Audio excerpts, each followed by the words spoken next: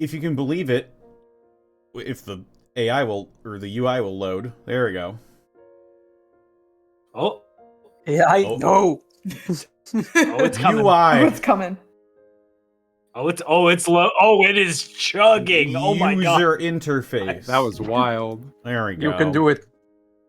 We did it. We sure did it. But That shit welcome. was chugging. Welcome back, everybody, to Kazador's Guide to the Cosmos. I hope you're ready for another series of misadventures in the city of Sigil.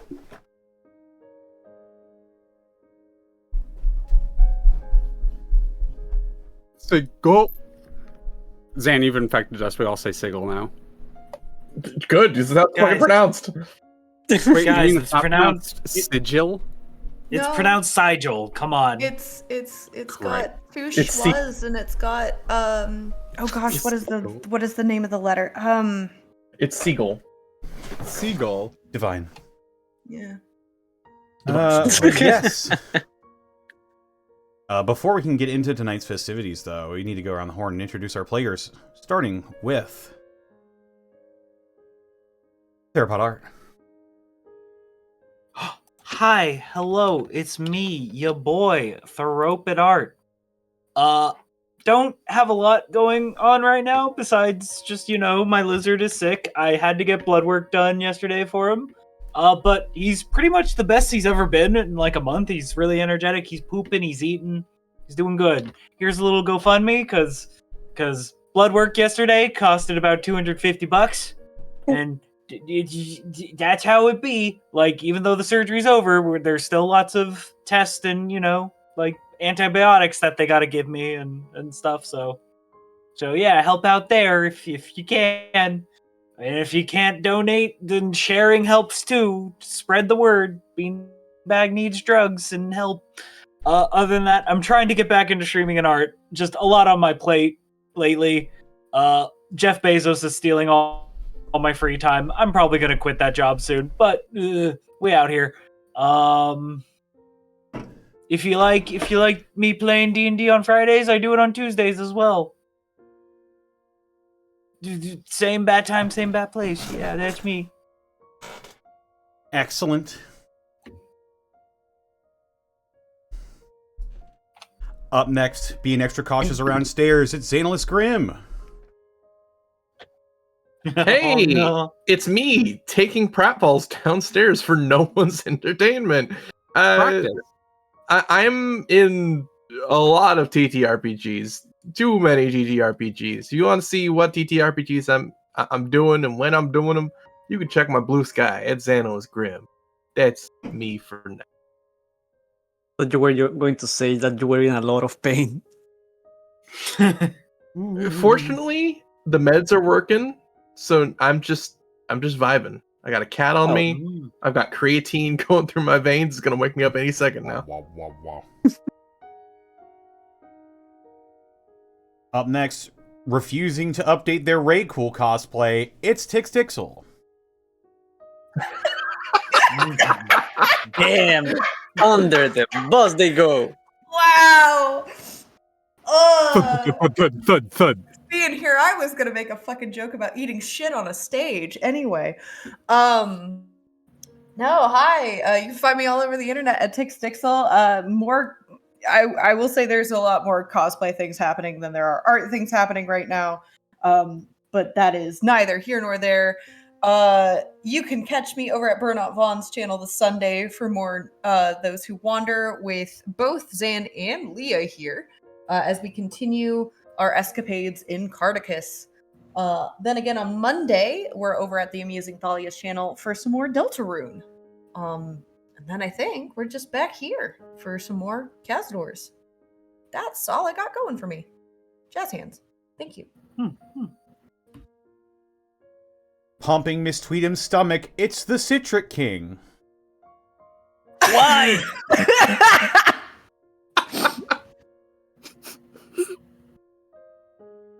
Hi, hello, I'm Citric. You can find me pretty much everywhere at Citric King, everywhere being mainly Blue Sky. Then Instagram, Tumblr, and Twitter if you want to see a dead account. Not much going on my end, kinda just taking things off my desk, but you can always keep an eye out for whatever I post on my socials. Other than that, don't really have other games. my whole year of Candlekeep ended. That was a fun campaign. No more Candlekeep.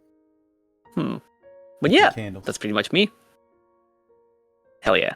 Excellent. And We we kept couldn't every single candle. we couldn't do any of this without actual movie star amusing Thalia.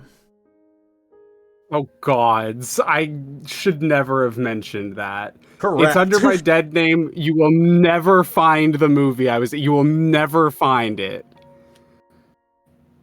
Ted 2. But yes, I'm Thalia. I'm Ted 2. Yeah, damn it, how'd you know? Paul Blart Mall Cop. There's so much porn.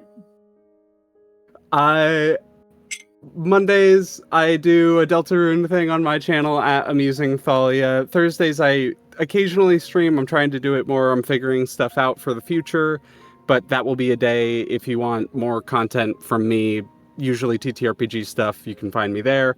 Otherwise, every other Sunday, you can find me, as the lovely GM Saris mentioned, at Burnout Vaughn's channel, and that's me. And you know, who we actually could not do this without.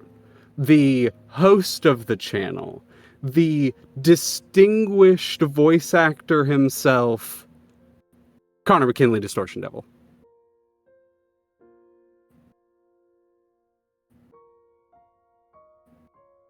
Connor. You can That's right, find it's him me! Master of the Irish Be Right Back. And you can find me here. Yeah, every day except Wednesdays and Saturdays, and shortly after this stream, we're going to be booting up the latest Marvel Rivals patch that just launched earlier today, as a matter of fact. We're going to be getting a few friends we're going to be playing as Gambit, But I'm like, name for yourself. the Creole card thrower. Or whatever he's called. So yes, look forward to that. But for right now, we gotta find our way through the city of Sigil. But before that can happen, Sigil, I apologize. Before that can happen, we got some people to thank that make this stream possible, including Beard Sorcery. I'm really tired. What can I get to pick me up, Connor? Beard Sorcery. The invigorating Beard sense of Sorcery. Beard Sorcery products. That's right. If you need to wake up, you can grab yourself a hold of some incredible smelling Beard Sorcery products. I've got Paladin's Might, which I believe is, I think it's honey and cream and lemon. It's very, very nice smelling. I'm rubbing it on my face as we speak. And I gotta tell you, I love the way it makes my beard smell. I love the way it makes my face feel. And if you're unhappy with either of those things in your life and you're looking to make a change, then this holiday season, head on over to beardsorcery.com, use code DistortionDevil, and you can save 10% when you shop online. As well, check out Bones Coffee Company. I just got my newest shipment in of coffee for their latest holiday line. And I gotta tell you, the horchata flavor... Ooh. Oh, that sounds nice. I had 2 cups. I had 2 cups today. It was so good. Oh, you better believe it. I cleaned my whole room today. I haven't had horchata in forever. It's great. The Bones coffee flavor is really good, and if you want to try it out and some other holiday favorites, including a chestnut coffee that I was interested in, Ooh. check out Bones Coffee Company. Use code DistortionDevil and you can save 10% when you shop online. And we also couldn't do this week in, week out without bits and subs from people such as Darky Arts for gifting a tier 1 sub to Tixdixl. And with that, are we ready to get into this I session? think we're ready to kick it off. Unless anyone needs any extra time, feel free to interrupt me if needed. Kick it. Otherwise, allow us to pick back up with our party.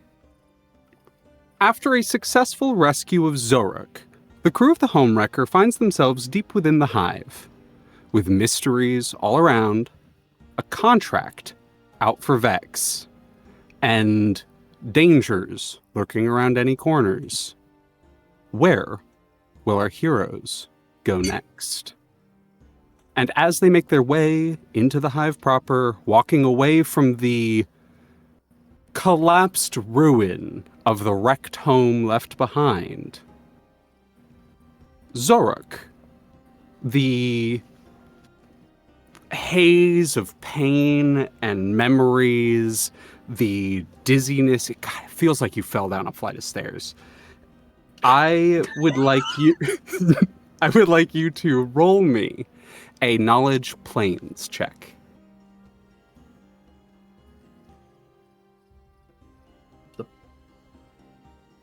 For anyone in chat, we have, there are a couple things to note mechanically.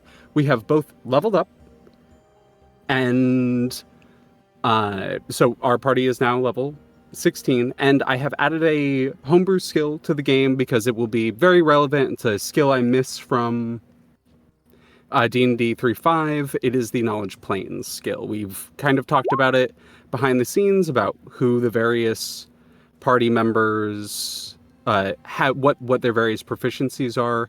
I believe, Xoruk, it is an intelligence skill check, but you have expertise in it due to your background. That makes sense.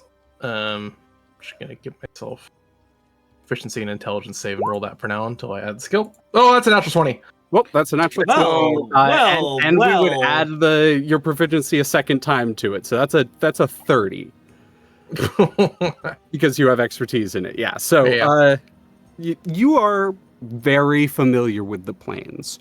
While your name, Grave of Gake, is very clear what it is that you primarily hunt and have the most experiences with, you know that your history involving various creatures and monsters across the plains have led you to cross blades with Yugoloths before.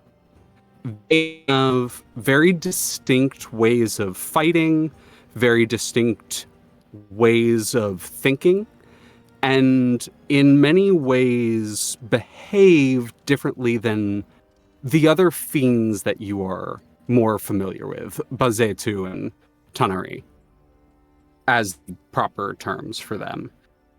Your experience with Yugoloths comes a little bit from your unfortunate history with a devil by the name of Meloloraz. There is, at the moment, no evidence to show any connection between Meloloraz and this, but they have employed Yugoloths, and you have crossed blades with them on more than one occasion.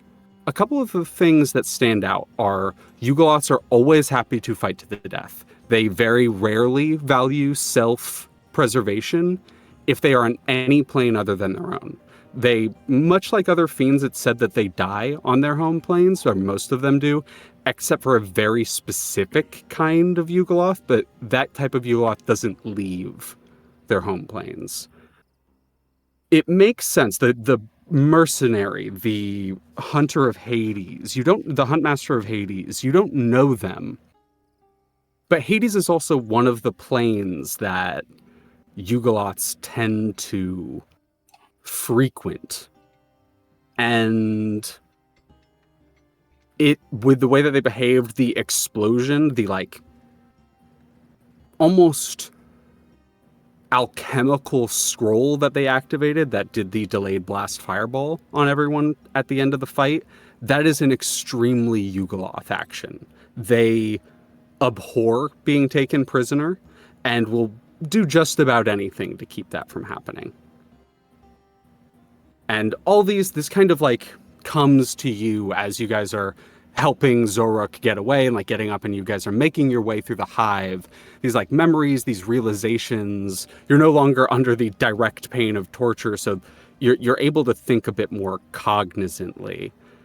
And you come to with a natural 20, you come to, I think, one more realization about all of this.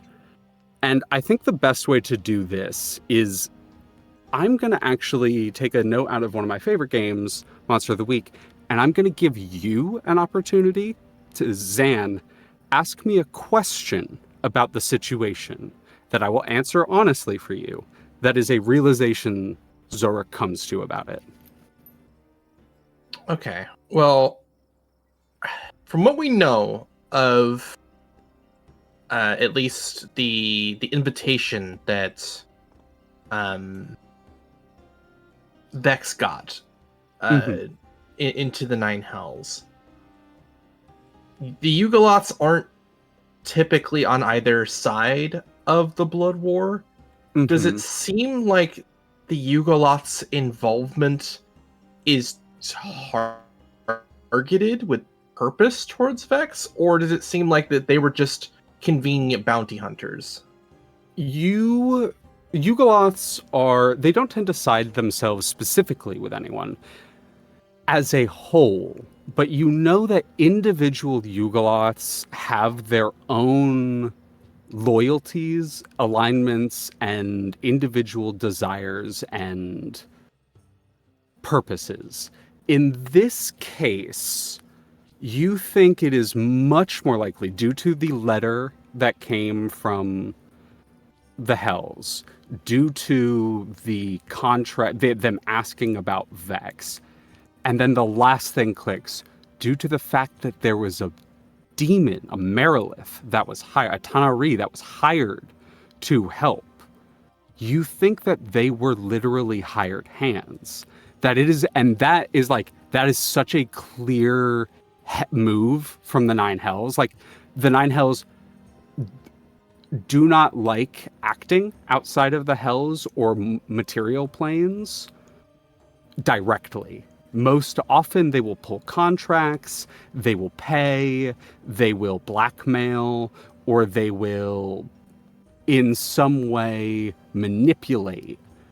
Or literally, even if it's just with coin or with direct pay, they will manipulate others into doing their actions for them. You think it is some kind of outsourcing from the Nine Hells to this Yugoloth, this Huntmaster. You think they're probably probably like not easy to find, but some sort of hired hand mercenary of some kind. Okay.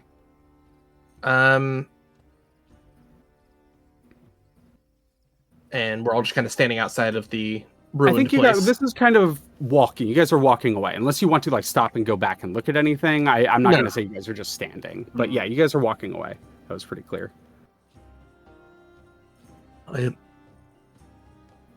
do not have much experience with Yugolots themselves. I do find it rather aligned with the interest of the Hells to hire beings from the Grey Wastes to arrive here at the City of Doors. They are a useful, deniable asset. If the Lady of Pain is to be angered by their actions here, it will not fall on the Hells. Why would somebody in the Nine Hells be after Vex? Well, to be perfectly blunt, there are a couple of reasons why that might be the case. For example, and they gesture to the letter that they had shared with you previously. Which we have written out now, so you may do that when we get back, or when you get to a place you'd like to. As a result of the invitation, though I would find it curious if the bounty is at all related to this invitation. Other than that, though, I'm not sure. there is something, I'm not privy to it.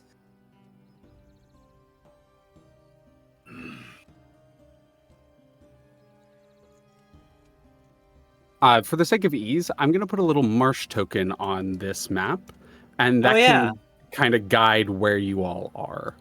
Heck yeah. So that it is in the hive right now, so you can find yourselves, and you guys can move through the map where you'd like to go and how you're moving through things. Kazador, Yes. you mentioned having contact with some sort of Yugoloth named Shemeshka, was it? Contact, I think, is being a bit generous. I sent out a group to Sigil once, and they met with Shemeshka. But as I have come to understand, that meeting, well, It fell through. they agreed to do something for her and then did not. Backstabbing a demon. Rather foolish. I think they would have been foolish to listen to her, frankly. You're damned if you do, and you're damned if you don't. Regardless, we came to Sigil to try and understand what machinations the cosmos has for your crew, Kazador. The reason why most of us met, the only answers were to be brought to here, but all we have received on that front is that it has something to do with something else. A Githzerai, what's the word in common? Admiral was very likely to do with the initial meeting of, well, you and Hakka, as well as Vex and I. And considering the fact that rumors have them placed working with someone inside the Nine Hells, and what we have learned here on Sigil, that would be our logical next destination, or at least next clue. As to where in the Nine Hells and why, we can only suspect and hope that maybe Vex has answers. I don't think it's a matter of we having much choice. We know that there is a bounty on Vex, and we know that Kylie is going to spread around the knowledge that they are here. They told us that much to our faces.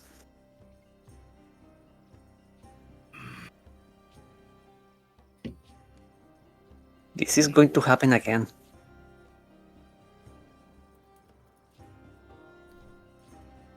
We should nip the problem in the bud, then.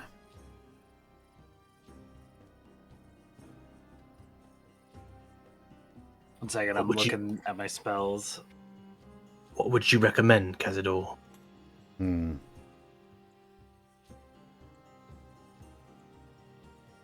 We could try for Shemeshka. I could also cast a divination. Seek answers from my ancestors on what best to pursue.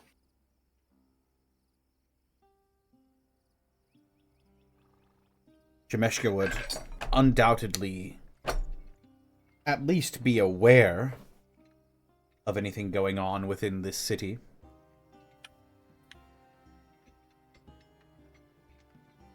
She would likely ask for something in return, though. Regardless of our next steps forward, we also had a particular job that needed finishing. I believe it was this little one's priority to arrive at Sigil and deliver a message. Or am I misremembering? Looking towards Marsh. Marsh looks up at you, and then they look. What direction would this be in? Oh yeah, They there's two of them. look off in a specific, and you do look down. One of them is following behind Rot, and you look, and the other one now, they seem to have reconstituted themselves as if literally regrown, and one of them is following you, Xoruk, and in unison they both like look up at you, look at each other, and then they both look off towards, I think with your familiarity with the city from where you're at, you know they're vaguely looking off towards the direction of what is most likely the ladies' ward.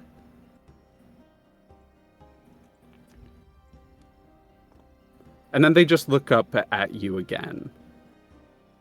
Again, difficult to understand or interpret exactly what they're saying. But roll me an insight check, Xoruk. 20, soft. You get the sense pretty clearly that they're waiting for something. Well, I'll never get a seemingly clear answer from them. Rot, can you figure this out? They seem to be waiting for something. And rather than testing my entropy, probably be better for the sake of time that you commune with them however you will. I can do my best. Yeah, wait a second. Rod is going to try something different this time. They've been traveling with Marsh and somehow perceiving a different sense of connection now that they have come back from the brink. And Rod's going to try to speak with plants.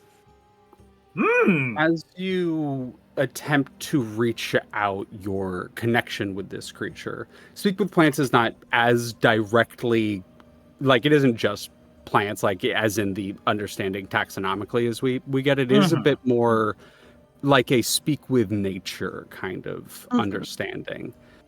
I'd like you to roll me a wisdom check with advantage. Will do. Check, right? Is that guidanceable? Flat check. It is guidanceable. Hakka's Fortnite dancing in the background. Hell yeah. You have a D4. A spirit appears next to you, Fortnite dancing as well. You feel inspired. I'm sorry, Leah. My first intro to the city will always be Mimi. It is okay. I roll with you. With That a is a total of 28, Yeah. a connection forms between the two of you. There is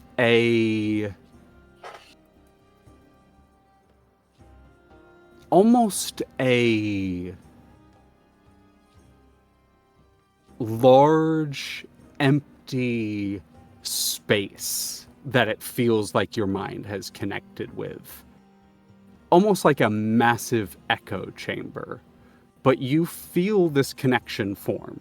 And you feel like in unison, you would all watch as, what does this look like, by the way? What does this magic look like? Is it just like a flow of magic between the two of you? Does it have color? How does it appear?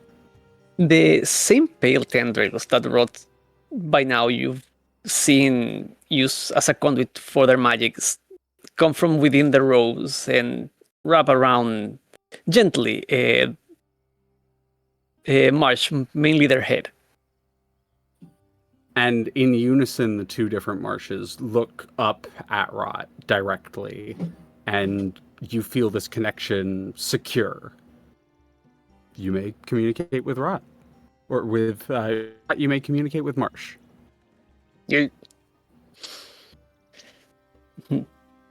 Rod is kneeling down by Marsh to stand as close to eye to them as possible. Hi, little guy. In what sounds like millions, if not more, small voices speaking in unison. Hello, what?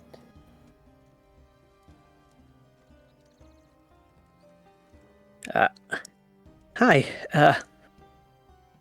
You. What are you waiting for? We are here for the end times. Oh. Rod looks up at the rest of the group. Care to elaborate? The great end is coming. Your power swirls, much like its does. There are things that draw the end closer. You wish to go to the hells, yes? We seem to be going that way, yes? May I show you something? Yeah, by all means. You all watch as... So we should have said, may we show you something, but you watch Marshall just reaches out a little soft, squishy mushroom hand up towards Rot your head. Mm-hmm. Your vision is no longer of around you. It is as if you're looking up from a small perspective. You're smaller than you would normally be. And your vision is not as you would normally perceive it. It's almost the way that lots of shows do blind vision, like the kind of black and white with the ripples everywhere. That is kind of the way your vision is manifesting right now. But it is not just in your immediate vicinity. It extends out, like, to normal visual radius. You find yourselves in no colors or anything, but in a cracked, dry, arid land. Mountains with lightning cracking off of large clouds rolling. These clouds roll off the mountains into a great field where you see a massive battle. Giant war machines are clashing against each other. Huge metal obelisks floating in the sky with hordes of winged creatures descending out of them onto the masses below. You see a war, unlike any war you've ever seen. A violent, bloody conflict.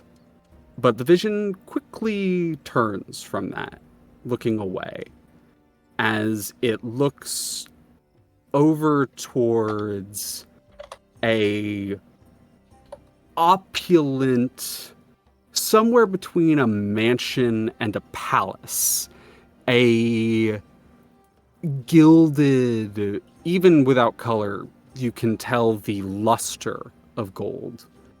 A gilded manor that seems to lord over this expansive field. And next to them next to this manor, is what looks like a mountain that's been just like cut off and into a flat plain where a not insignificant number of Githyanki vessels sit almost like waiting, like an airfield, like we would understand them, like a military airfield, just sitting on this shorn mountaintop, awaiting something before your vision returns to where you are right now.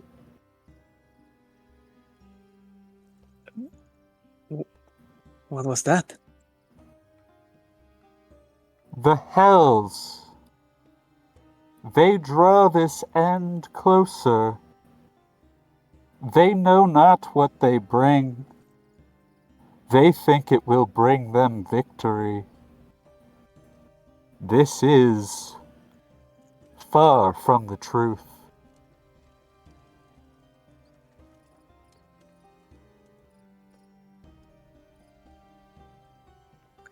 But you want to wait. Where am I? They cocked their where am I head getting- at you like, huh? Yeah. Or am I getting that wrong? Sorry, I'm just trying to understand. You show me this, but what are we supposed to do about it?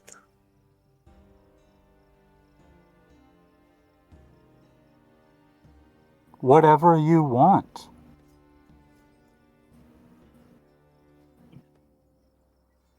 What we want.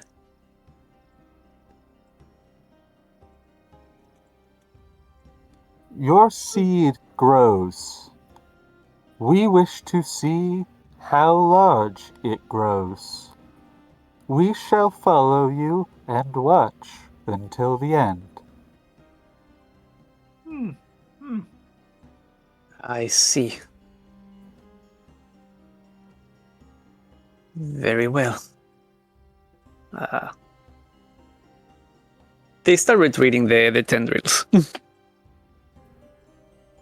It looks The it look bad. eyes, the empty sockets in which they observe you, just stare blankly up at you as the tendrils retreat. Did you find out why they wanted to come here to Sigil?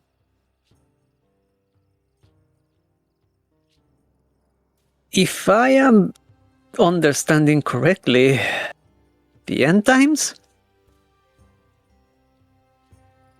You look confused. Rod looks confused. You go back. Are these some sort of harbinger for the apocalypse? I don't think that is the case, but they see it coming. They... Hmm? It could seem as if some sort of eve of ruin is almost upon us. Oh my god. I smile. Down the street, Caxian's getting his caricature done.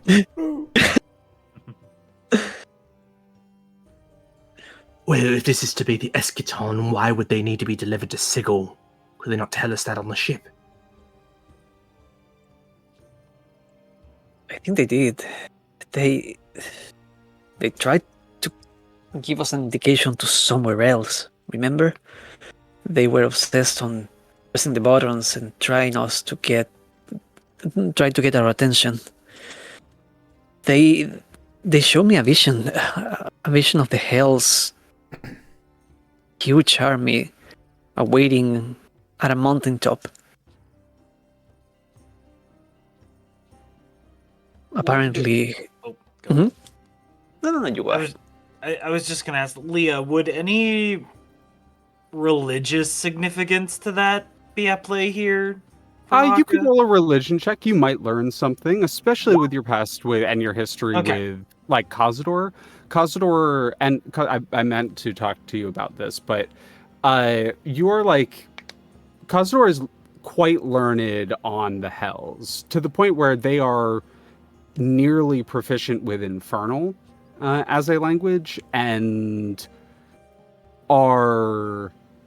have done a significant amount of research, and you have been there for that research. You were there with correct me if I'm wrong, it was Baldur's Gate where your adventure started, correct, Kazador? It was in Waterdeep, actually.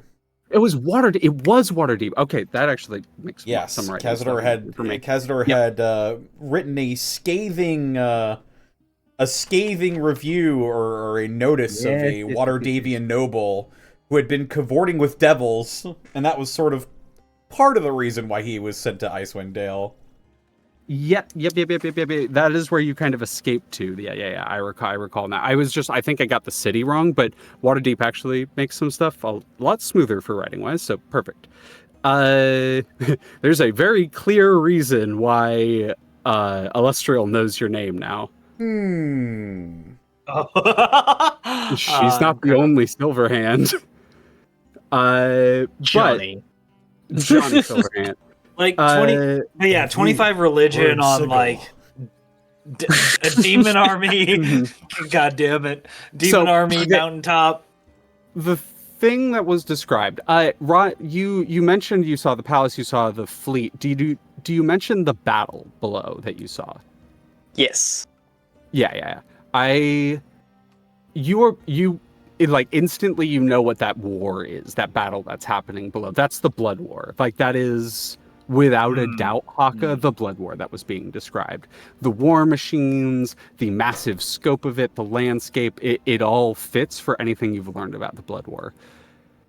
The manor that was described with the Shorn Mountaintop. Shorn Mountaintop doesn't click for anything. You have no idea what that is. It is likely just the location for the Githyanki fleet that is there.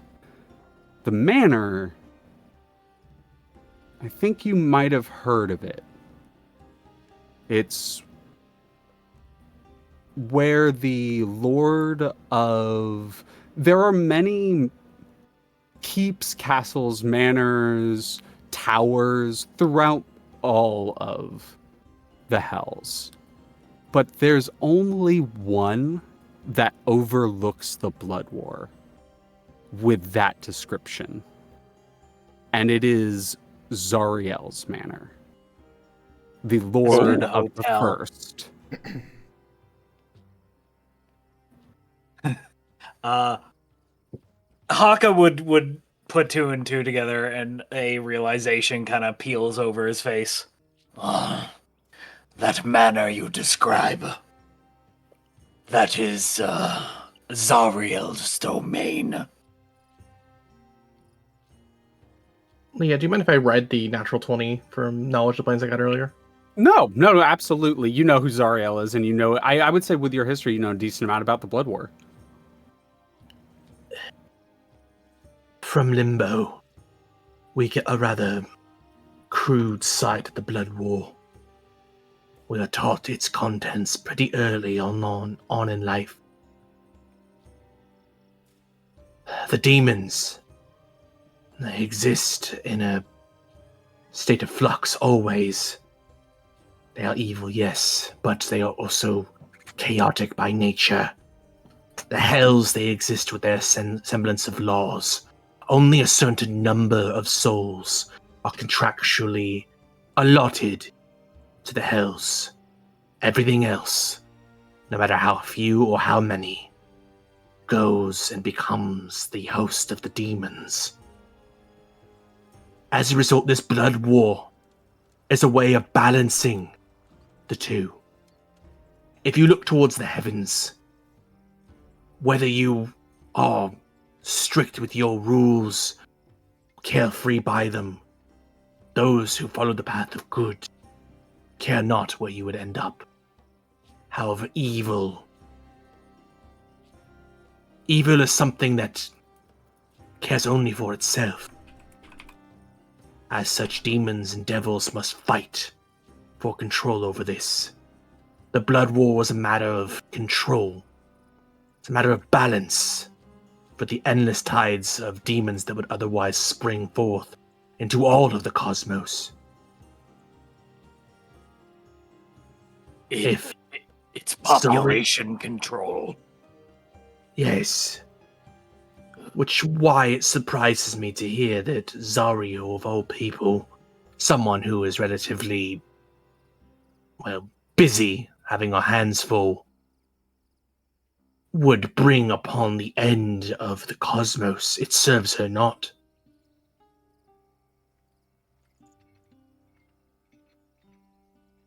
According to the little guy, that's what they are trying to do. They are amassing an army. To end the Blood War. I see. They may not Zario is still relatively a newcomer when it comes to the players of Hell. Perhaps she does not know. Or the other fiendish lords wish to see her fail. Can a fallen angel fall more in hell? I do not know. I still don't believe Zarya was dumb enough to end everything. She gains nothing from it. There's something else at play, but...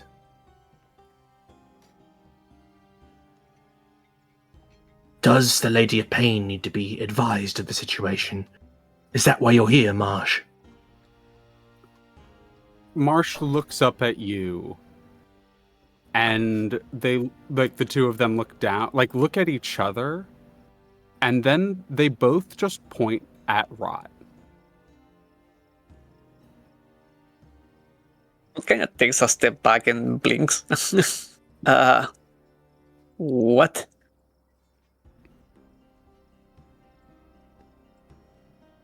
Looking to the marshes, Hakka would just say, Is this one going to bring an end to the blood war? kind of gesturing to Rot. They once again look at each other, and I really don't think they say much of anything. They both just like look at Rod again, and then they look at you because they can't really speak. Yeah. They open their mouth and there's this like stretch, like they open the like thing that is their mouth and there's this stretching burbling sound.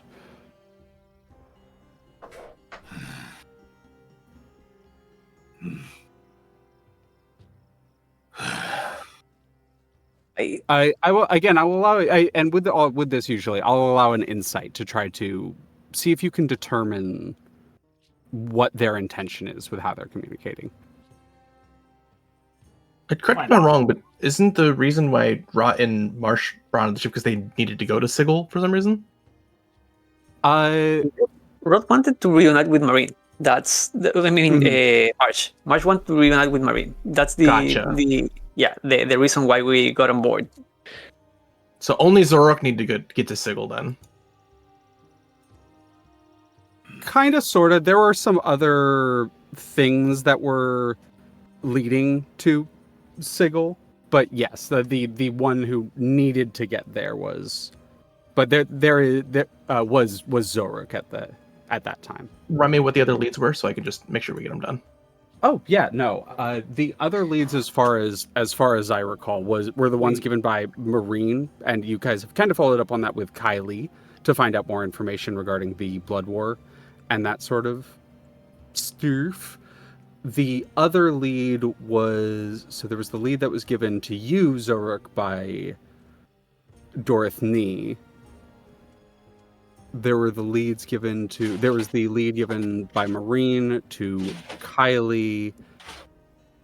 There was, I need to check notes, sorry. I should know that. An important lead here in Sigil would be related to the following, I guess, the fake image of the Lady of Pain. Mm-hmm, the fake image of the Lady of Pain, looking into the following, and Hakka specifically said that he wanted to learn more about the following and ask several questions to the various members of the following back then. Yeah.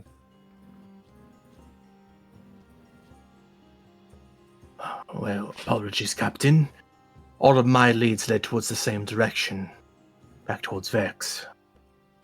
Cannot say I came up with anything concrete other than what you already know. But the marshes are also pointing us to the Hells, and I mean, there is a bounty on Vex's head.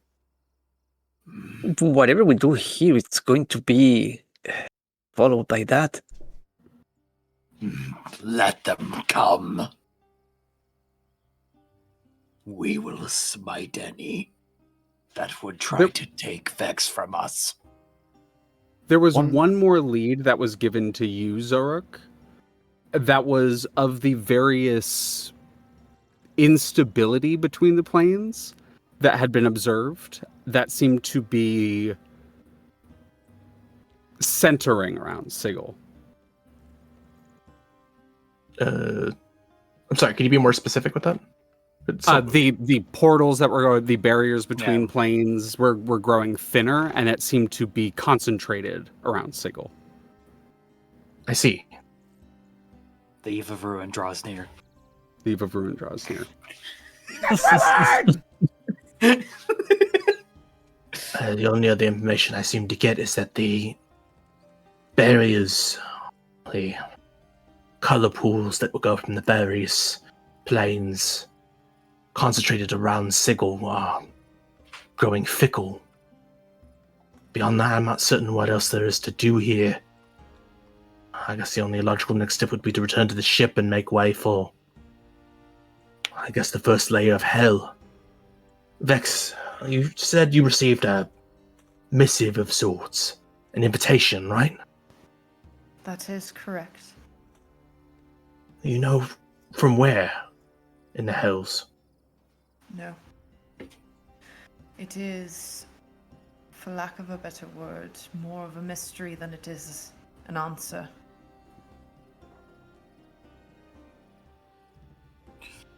What I do think we might want to consider as well.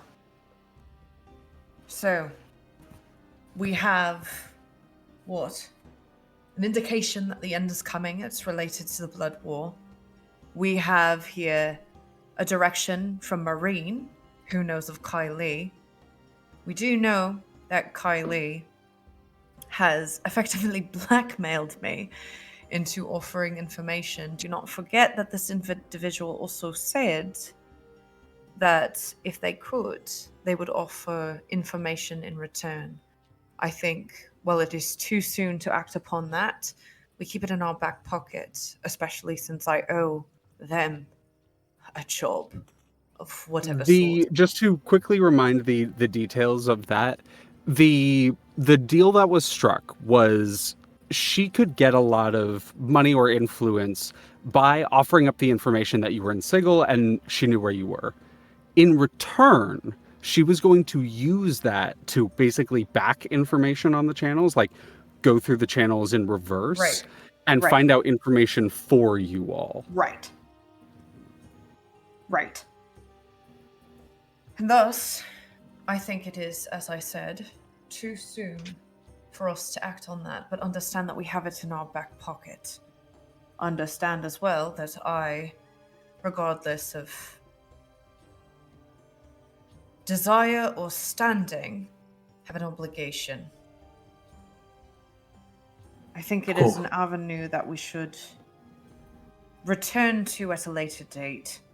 But it is not something that we should forget that is in our repertoire. There's one other thing that's not necessarily a lead, but to understand that we have it in our back pocket. An insight into Sigil specifically, and an ear to the ethereal. And that is the place, of which I will not name, that I took you, and they look to Rot, Hakka, and Kazador. That specific inn. I have a contact there, someone who is very helpful, and there are certain things about that particular space that could potentially be a boon to us if we are at a loss. However, there is no guarantee that there will be a solid amount of information nor a direction there.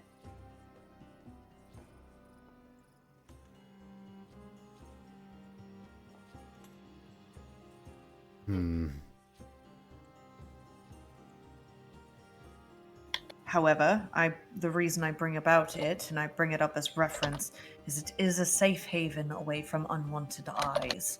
Should we opt to stay in Sigil, it is a place that we can traverse to and from, though we will need to be careful, we will need to be stealthy, and we will need to be strategic. But it is there, and it is an option.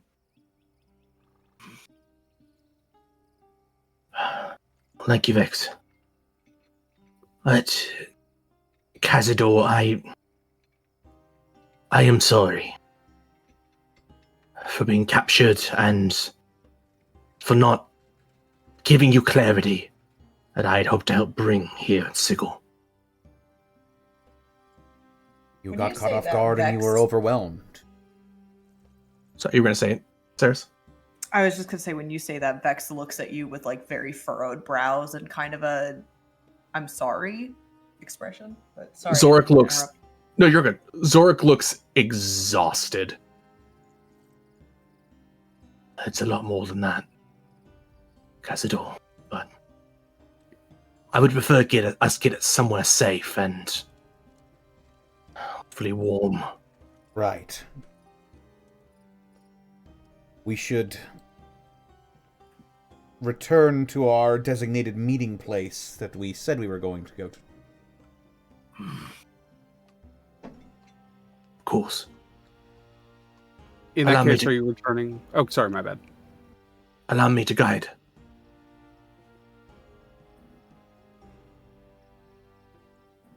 Kazador will gesture for him to lead the way. So, to be clear, where are y'all headed through the city? Like to, and in what way are you headed there? We're headed towards the Ladies' Ward in particular to go to, I forget the name of the tavern that we were going to all originally meet at. Yeah, I'm looking it up right now. It was Shemeshka's Inn. Or Shemeshka's casino. Was it... Oh, you're talking about the Sill Inn. Yeah, the Sill Inn. Yeah, that is Kylie's Inn. And you all can absolutely head there. With Xoruk saying, we should head somewhere safe, would Vex want to try to lead the party to the Sullen Moon instead? Or are y'all headed to the Sill? Unless anyone else objects, they would opt to not go towards Kylie. establishment. Gotcha. Objection? You both know the city more than I do. I will trust your judgment on where you would think is safe. What's the problem with the Sill?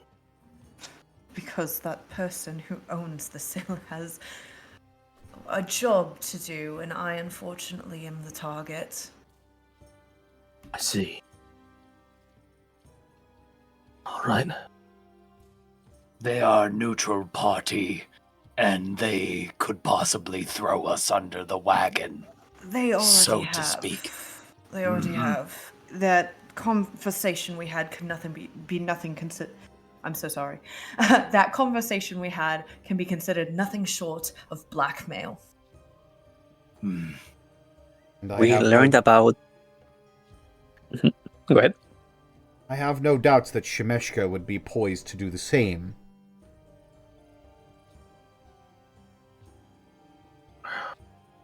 Well then,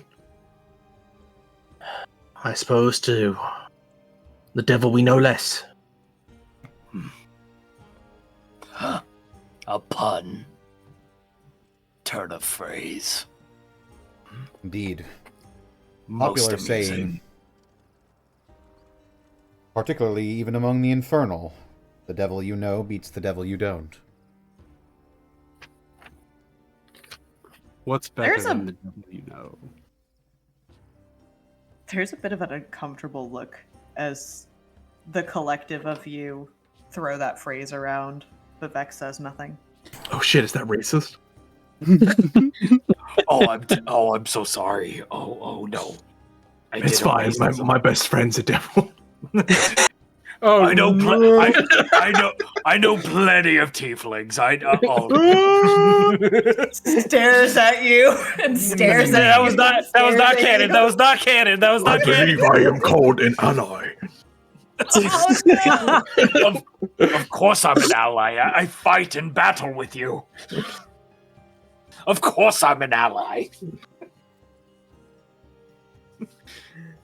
As you all are making your way back through the city, I think because you all started towards the Ladies' Ward and then were like having that conversation, and you end up leading them back towards what was the Guildhall Ward is now the border between the Clerk's Ward and the Market Ward, since they both kind of expanded to consume what was the Guildhall Ward.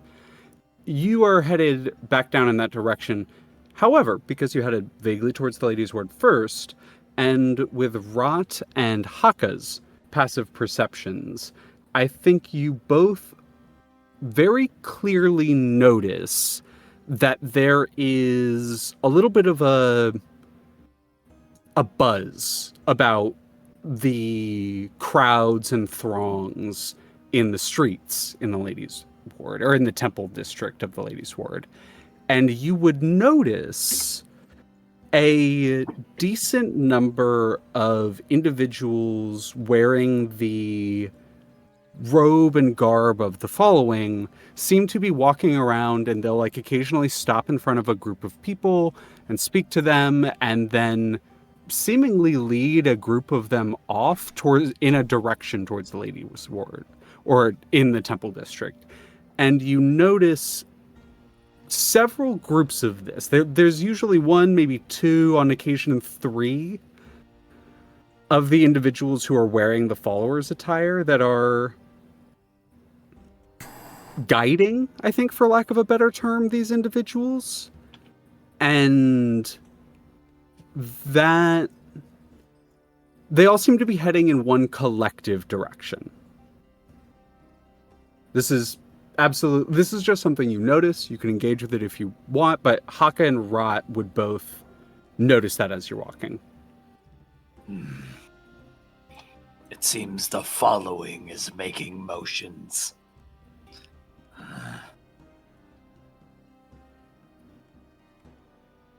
Randy, the You would- only Go ahead. Go. Okay. No, the only contact Rod has had with the following was when we got into Sigil after the fight with the worm, right?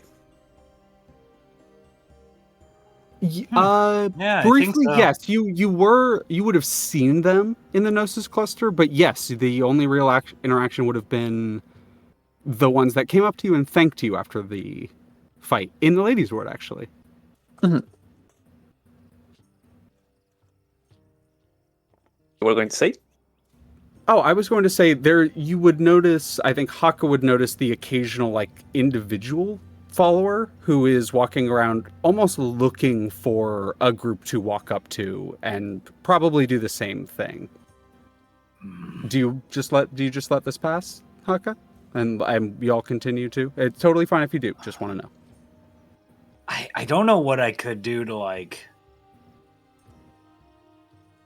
I only ask because you've been curious about the following, and this seems like something happening. Like this seems like either an event or it seems very intentional and specific the way that the followers are going around. They almost seem to be gathering people. Do you mind if I do a little bit of investigative work? kind of addressing the party. How do you intend to refine us if we separate? This should only take a moment. I want to ask what is happening. Instead of spreading wide, they seem to be concentrated. We'll wait here.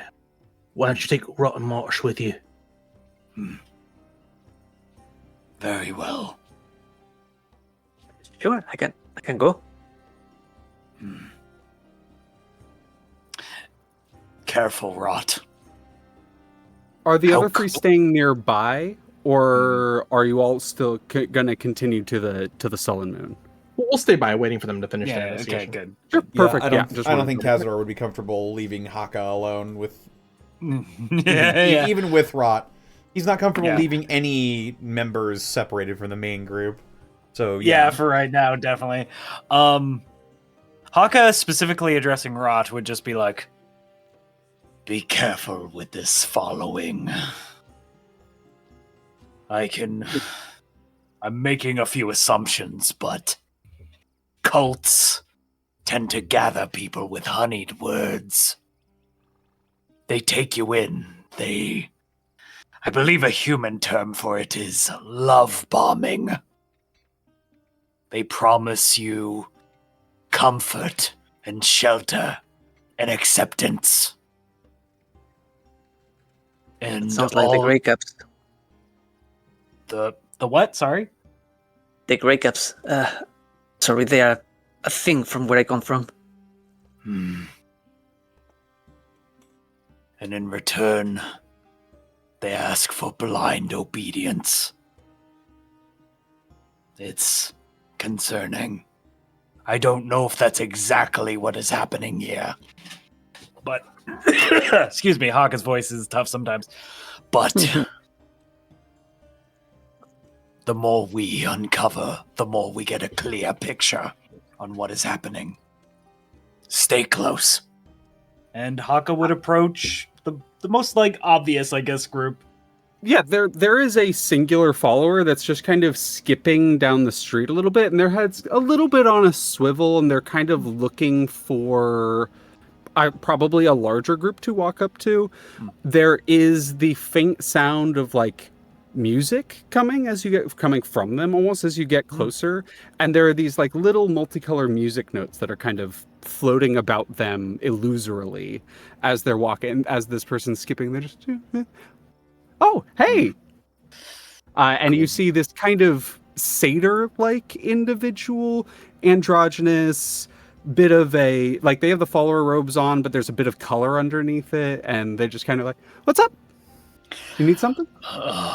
Good day. Nice to meet you. You are Hi. I am Hakka Hi. Banemaw. This is Jimmy, Rock. nice to meet you. Excuse me, God, Hakka's voice. So, Do you want some water? Yes, that would be lovely. Here you go. Yeah, I'm actually gonna take a sip. Yeah. Looks Good at idea. it like as you're sipping. Hi. So, tell me, this following. There Yep. seem to be shakers and movers going about it right now. Is I anything... definitely know a lot about them. Yes, is there anything of note happening currently at the moment? Oh, yeah. These are, I guess they're kind of getting more rare. He's been very busy lately. The follower, I assume. Yeah. Sorry, the dude. He's been very busy lately. He's like,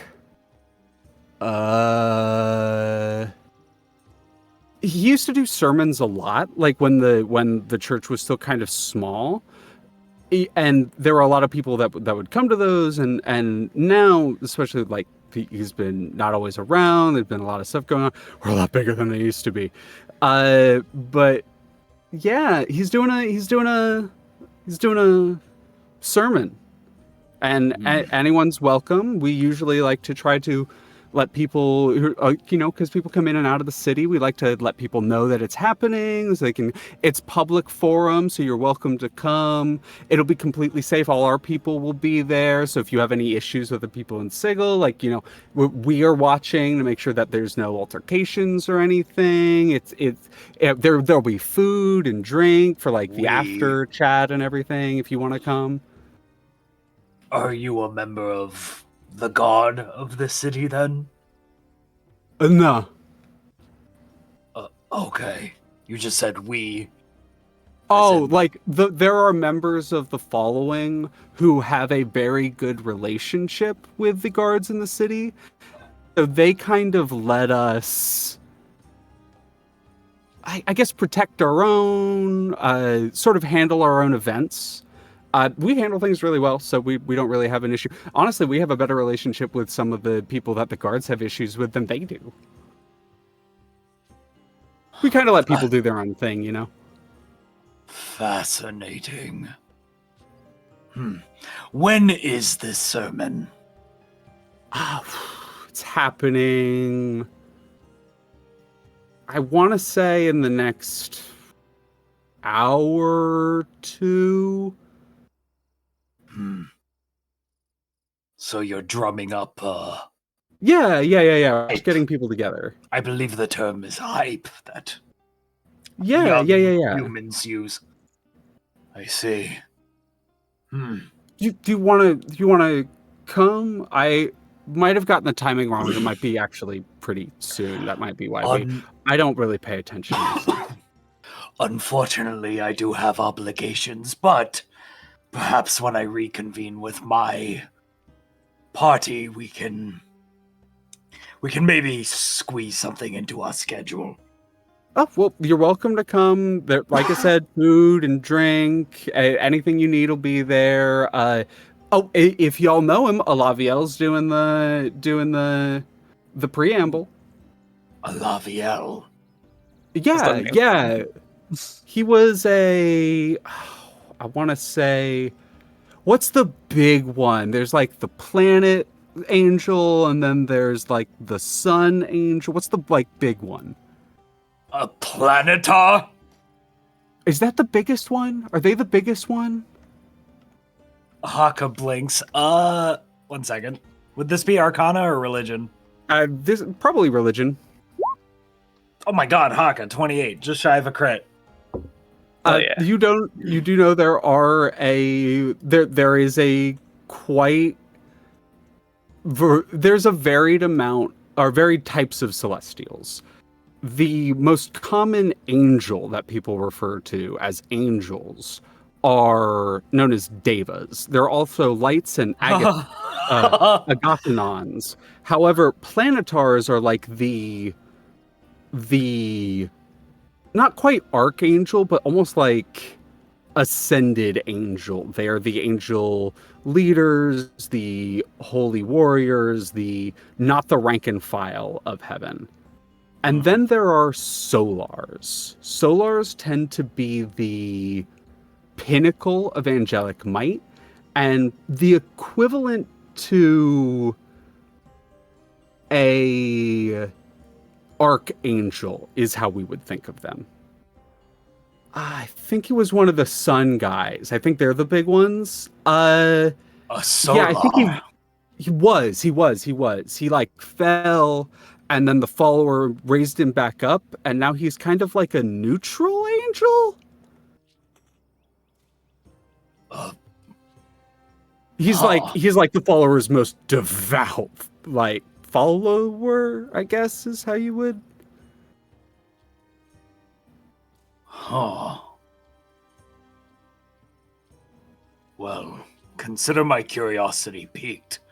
I won't make any promises, but you've given me a lot to think about.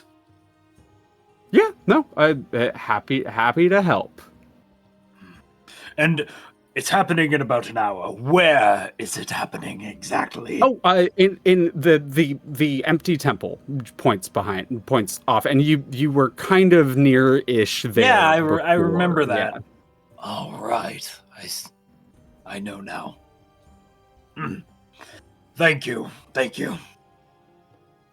No. Have a good one. I'm gonna go recruit more people to the cause. Could I also insight this person? Like, do they seem like they were under any magical... Roll an insight check. 10. No way am I figuring that out. I mean, they definitely seem like they're on something.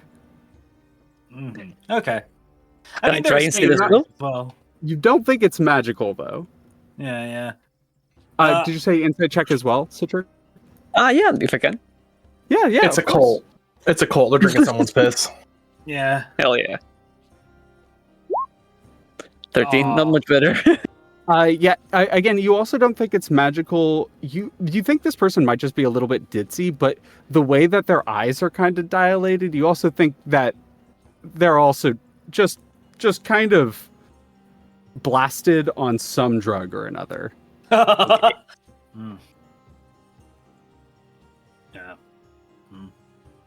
They kind of like stare off into space for like 10 seconds before like, oh, do you need something? Oh no, we're gonna be on our way now. Thank you so much. Should you don't need anything? Look a little spaced out. Oh no, I got everything. Pat's like a pouch at their side. I got everything I need right here. Oh, I see. You want some? No, thank you.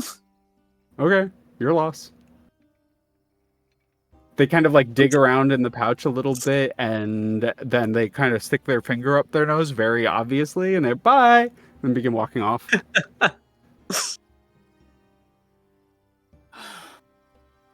There's a sigh from Hakka, and he just looks to Rot. They have an archangel on their side. That is A rather neutral one at that. We should warn the others. Who are these people? Hmm? Who are these people? From my understanding, again, outsider looking in, there's more to learn here. But from my understanding, it's a cult. It's some sort of... The follower is somebody that worships the Lady of Pain. And if you know anything about Sigil, that's the first rule. You don't worship the Lady of Pain. But apparently, this follower can. And he's gotten, or they or she, I don't know, they have gotten people to believe in them. Cult of personality.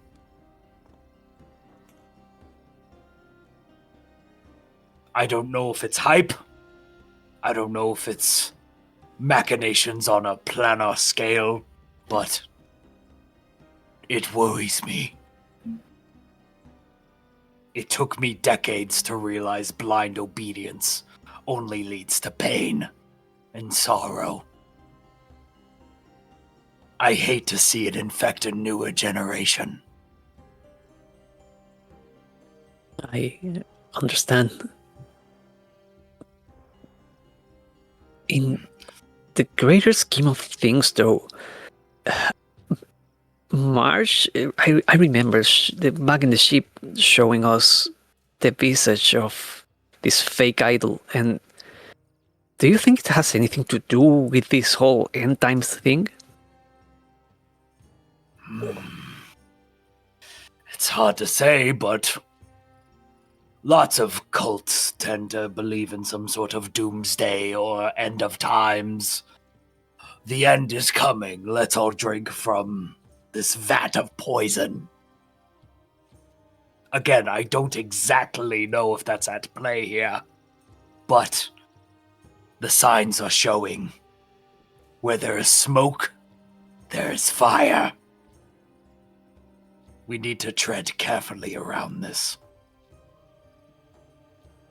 I will try my best. I think we should consult with the others. I agree. We might have to visit this sermon. Yeah. And yeah, Hakka and Rod, I assume, would walk back to the others, and Yeah. for the sake of my voice, Hakka fills them in on everything. Before that happens, No. Before that happens, Zara, if I get a quick scene with the Yeah. Go for it, please. Let me rest my Also, voice. really quickly, hero point for Hakka and Rot for that scene. Thank you. Oh, my fucking throat. You okay? I'm good. I've done Hakka for years. Early Icewind Dale, my throat used to be thrashed for the entire day. Now it's just I need some rest. You're getting used to it again. Also, a lot of talking for Hakka right there, so it makes sense. Yeah. The But second absolutely, go ahead, Dan. The second the four of them leave, Vex and Kazador would recognize Xoruk's posture change pretty significantly from exhausted but confident to sorrowful and kind of beside himself. Vex would reach out a hand, kind of offer first, like approach in a way that he can physically see it, right? So that if he decides he doesn't want it, he can reject. But we'll place an arm kind of very, almost hesitantly on the side of his upper arm, just below the shoulder. He'll Something is- happily accept it. Sorry, go ahead. You're good. And when he does, they will ask very quietly, I feel as though asking if you're all right is a moot point, but rather I should ask, is something troubling you?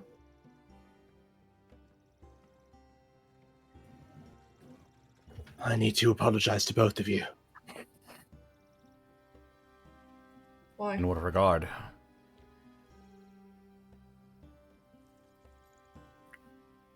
Kind of looks left to right for a moment, trying to search for words. There are moments, and I am not myself. Something inside of me, it lingers until it can no longer do so. It takes over my body, my mind, my very spirit. And I am subject to the whims of wherever it will take me.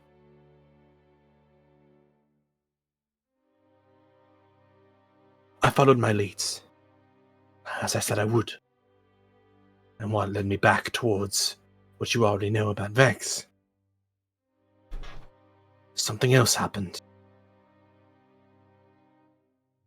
The moment I realized I did not need to fight to save my friends, that they were okay.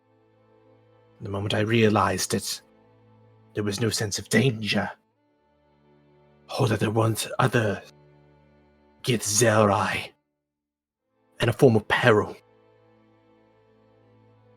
that thing inside me took over. The reason the bounty hunters were able to capture me, why I could not simply escape or overpower them, it's because I was drunk. I'd given into lust. I'd given into that thing that only wants. It only takes selfishly for itself. To experience pleasure on all ends, every nerve pushed to its maximum before it burns out into nothing, and I am left but a numb husk. That is how the bounty hunters found me. That is how they captured me. And no matter what strength of will or training I could rely on, it failed me as I failed both of you. And while I am very thankful that you were both able to come to my defense, as well as the others, it should not have happened. Oh. I agree, dog. No problem. Ah, Sigil Street Dogs can talk! Apparently. Go ahead, Sam. Sorry.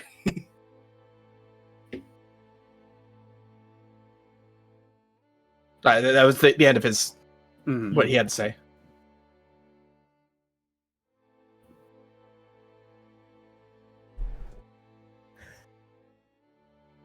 Kazador just He's sort of- gonna look towards Vex, like kind of sharing a look of like, I know we'll have talks about this later, and I know we're happy to just see each other alive. But then he's gonna look towards Kazador like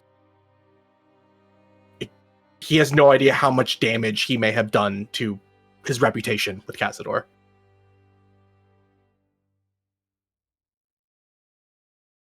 I was not aware of that side of you. Vex already knows this. But I grew up in a place called Limbo, as many Githzerai do. There you have to measure each of your emotions, each of your thoughts. If it is not given distinct definition and purpose, you fall into nothingness. Entire cities are built off of this discipline. To lose it is to quite literally lose yourself. Not only do you fall into the void of limbo and the cosmos, you risk others, your own kin, doing the same.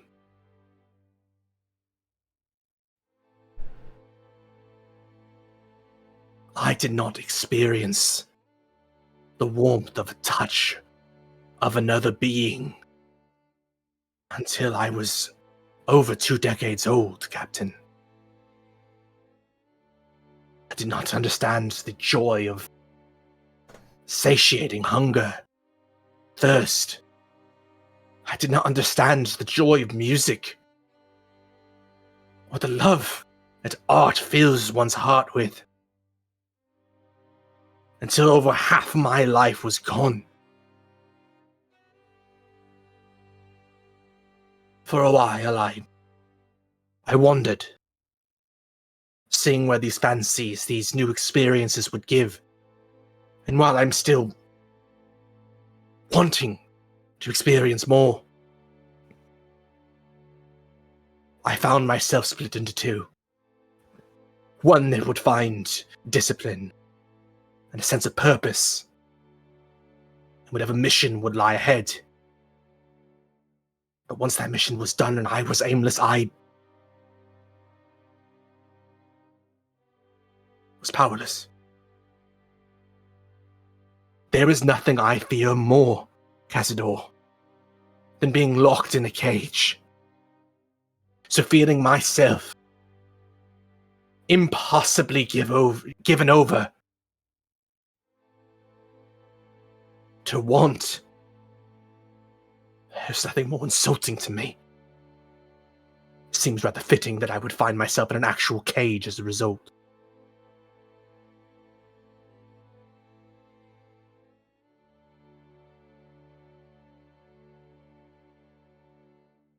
Is it wrong to hear from you that you're saying that you found that the thing that once brought you freedom is now feeling the equivalent of iron bars?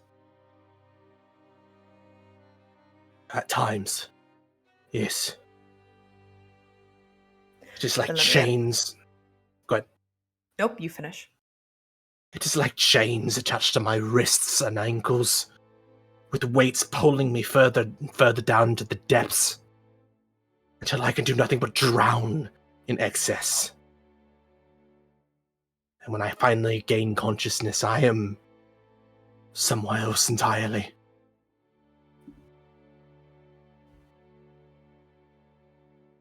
Then let me ask you this.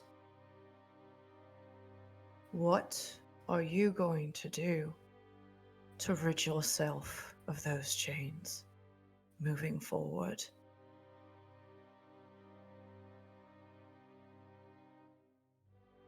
You don't have to answer now. You don't have to know. What I'm asking you is if you mean that apology, do you mean that in the way that I know that you do?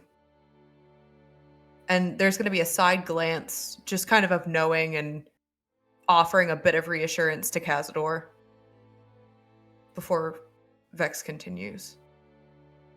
What I ask of you is that if you mean that apology, you mean that to your captain, and you mean that to me.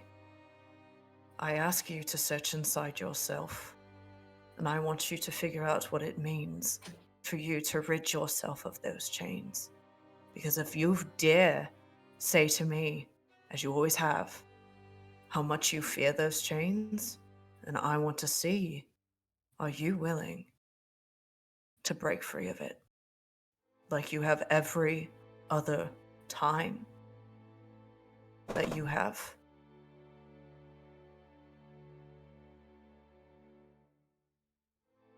You are right, Vex. And once again, you are wise beyond my years. The truth is, I do not know how to break these chains. But what I am, I suppose, asking in a roundabout way is, I need help. I lived a life of discipline without any of these things, and it brought me ruin. And to live with nothing but these things brings me further ruination. I need help finding a balance between the two. And I know not who else to ask but you two.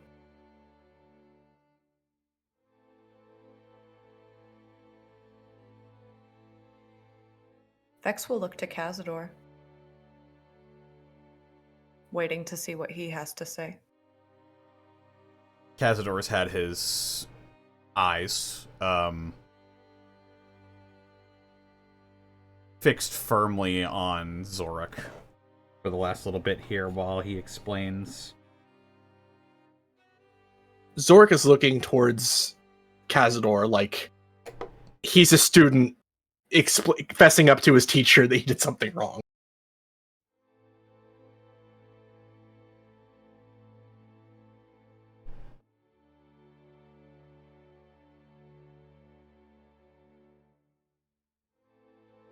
It is auspicious indeed that you find yourself in the company of people who care about you before this thing inside of you managed to ruin you.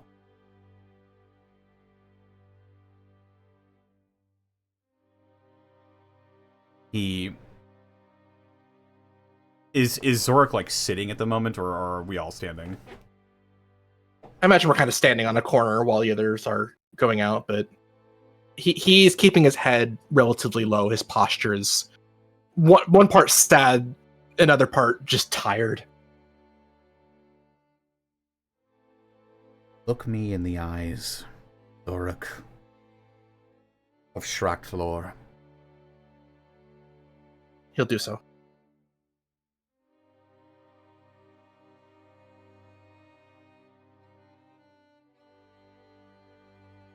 When me and Hakka came out here, we knew nothing of the intricacies of the astral sea, where to go, who to talk to, how to talk to them.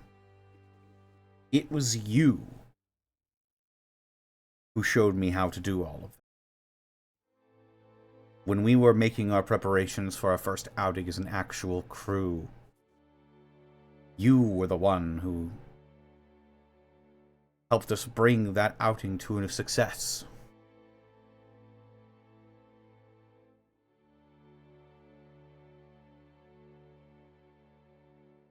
This thing that is inside of you is not all that you.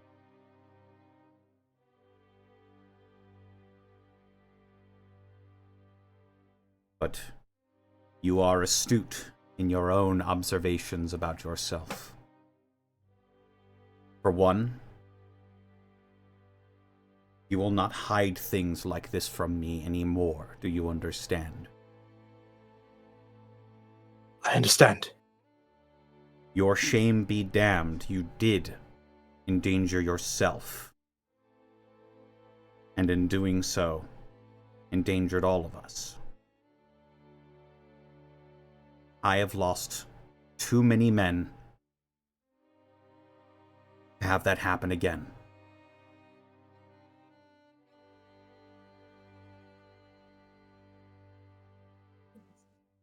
I vow it will not happen again from me, Captain. In return, you have my solemn vow that I will not let you be devoured by this affliction you find yourself with.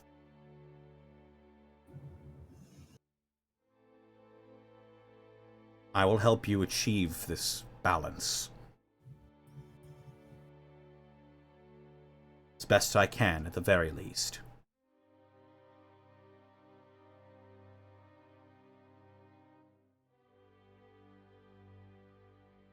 He's gonna kind of buckle at the knee before landing on the ground, his face now covered in tears, before he looks up towards both of you.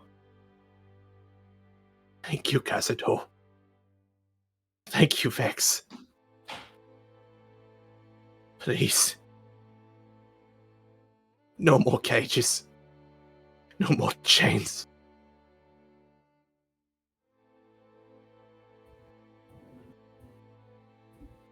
Vex is going to offer him sort of a side hug, again, kind of giving him the opportunity to pull away and move away if he so chooses. But He'll they say accept it. nothing.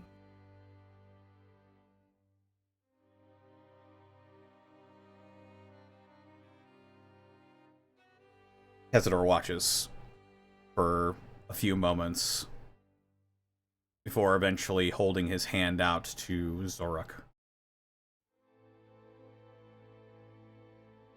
After embracing the hug, he'll kind of sob for a few seconds before centering himself and catching his breath. Not pushing anything down, but feeling everything that his body will let him feel. And he'll accept Kazador's hand up. I can offer the help, but it is up to you and your power to break free of those chains.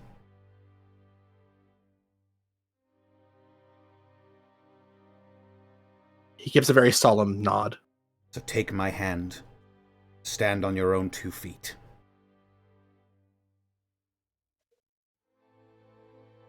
He will do so. He'll help Xoruk to his feet. Now then, now that we've got all that squared away, where are those other 2? Right. And as if on cue, Hakka and Riot walking back to the group after your brief speaking with the member of the following. You would see just the tail end of this in the sense that Hakka, you would notice Kazador reach a hand out to Xoruk and help him back up. And there's, I think with both of your just passive insights, there's definitely some emotional charge going on right now, but I don't know. It's up to you if you would receive more than that. But regardless, Saris, Zan, Connor, hero point for the lot of you. Yeah, Yippee. hero points for everybody. Hero point. I mean, you want to roleplay today, of course. Heck yeah. Yeah. Noticing that, there's an emotional charge to the group, but not like Hakka's just thinking, we'll unpack that later. Hakka would just fill in everybody with the conversation and ask the group that where the meeting is. It's in an hour. Do we want to go, or do we just want to skip this?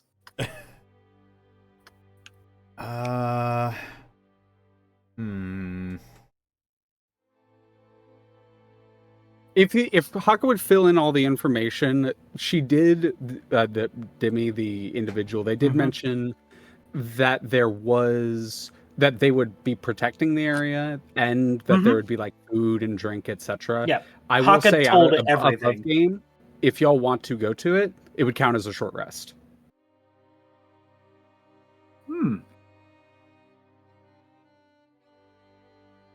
It's like a church function. Like, Yeah. With guards. So you think this would be... so a church function. Listen, I live in a different country. You were saying, Zan? Do you think we would gain any useful information? We would get a hands-on impression of the following. I'm confused. Aren't followers of the lady usually flayed alive? I think they're getting around with a loophole. They're not worshipping the Lady of Pain. They're worshipping somebody else that claims to worship the Lady of Pain. Still rather dangerous to associate with such company. But if you And think yet- it would be... And yet they have a Solar among their ranks. It's not Solar I'm worried about. But if you think it would be worth our time... He looks towards Kazador.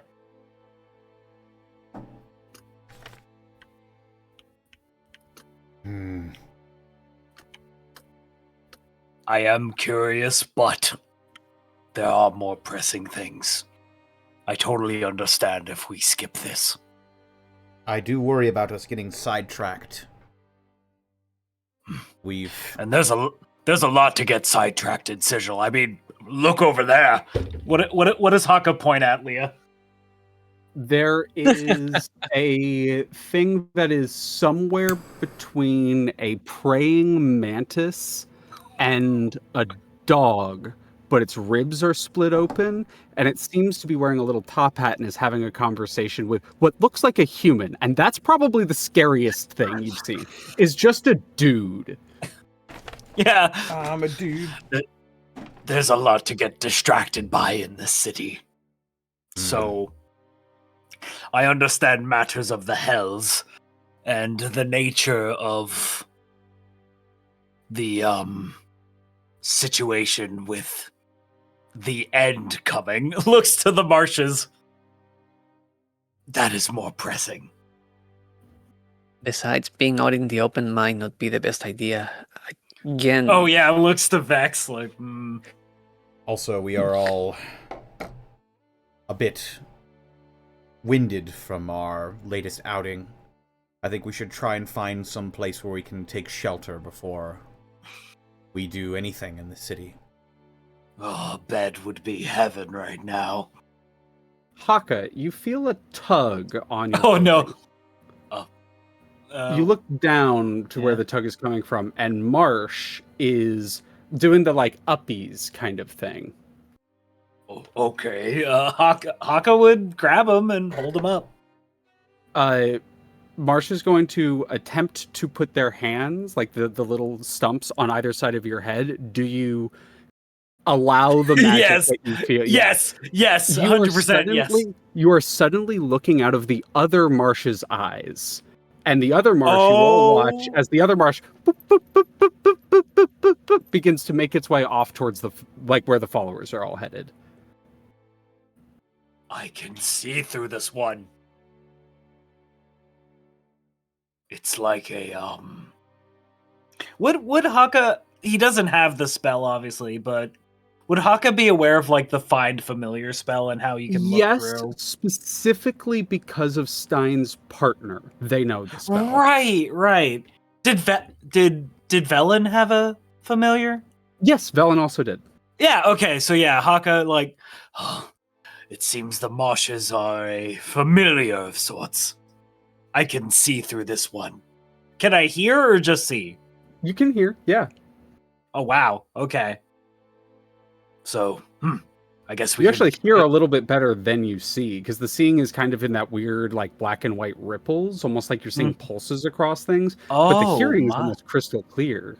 Wow. Fun fact, mushrooms actually hear really, really well and respond to sound. That's okay, horrifying. Okay, I didn't know mushrooms could hear. We learn something new every day. They're so cool. Yeah.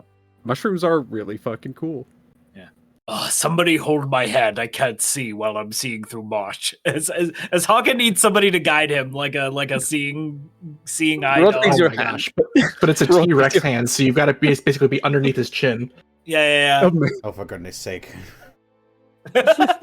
Marsh will Vex take will the be hands palatable. off of you and will just kind of like look at you, and you get a sense they're waiting for it to start so you can actually see. But will kind of rest on your shoulder in the meantime. Okay, good. So, okay, we can kill two birds with one stone. Hakka can watch and hear the sermon, and we can go where we need to go. I mean, by making that very clear to the group that is what you wanted to do, but you were willing to do the other, then Marsh would absolutely offer to do that in that case. And that is already established to be something that they can do. Fuck yeah. As you begin as a group heading back to the Sullen Moon Tavern, that is where we're going to take a quick break. Good shit, everybody. Yeah. Hell Doctor? Doctor? Before we fully break, I don't think it went through. So I want to draw your attention. I would like to do something when we get back. Oh, Okay. absolutely, yeah. I do Also, not think I heard everyone that. drink your legs and stretch some water. Yeah. I'll stretch this water with my mouth and organs. Stretch this water. Hell yeah. Chat, how you I'm gonna doing? make some tea.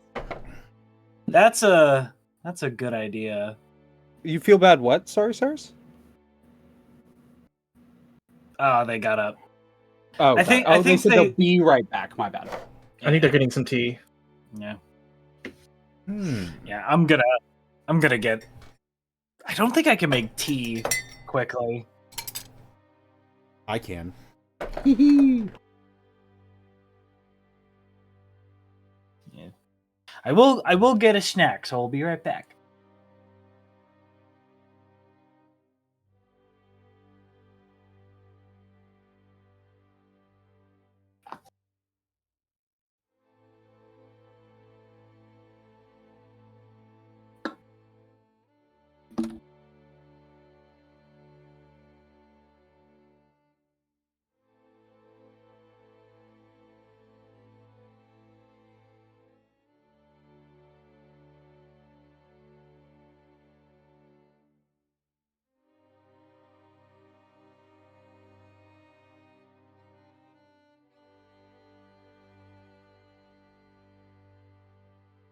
You there, not Sarah. You there, Leah?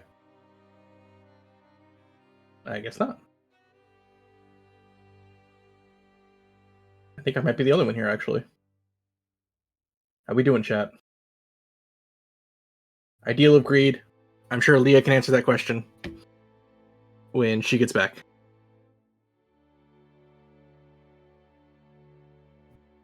Here, hello. What You got a am I question? answering? You got a question in chat. Oh, okay. So since we got a reason for why Kazador was sent on an honorable, important mission, can we learn what events set off Hakka's would-be early retirement? Ooh, I mean, that is a question for Thero, kind of in the, like, how much they would want to reveal. I'm just going to say that they were in the military, and yeah, I'm gonna say they were in the military, and they did something that was not fully supported, and that in combination with their family's reputation put him on the shit list pretty quickly. We will, at some point in this campaign, be going a little bit more into that. So I don't want to spoil too much. Me looking at my notes. But yeah, but I think Hakka / Thera would be able to answer you better at the moment.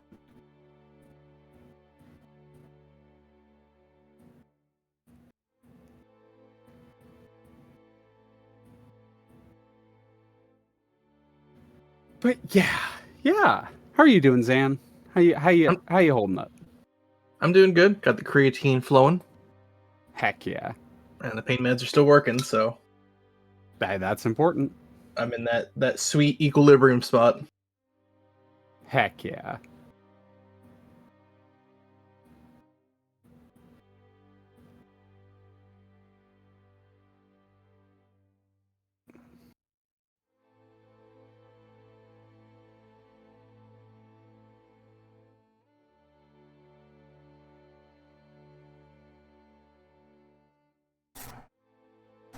Get to work on this in the meantime.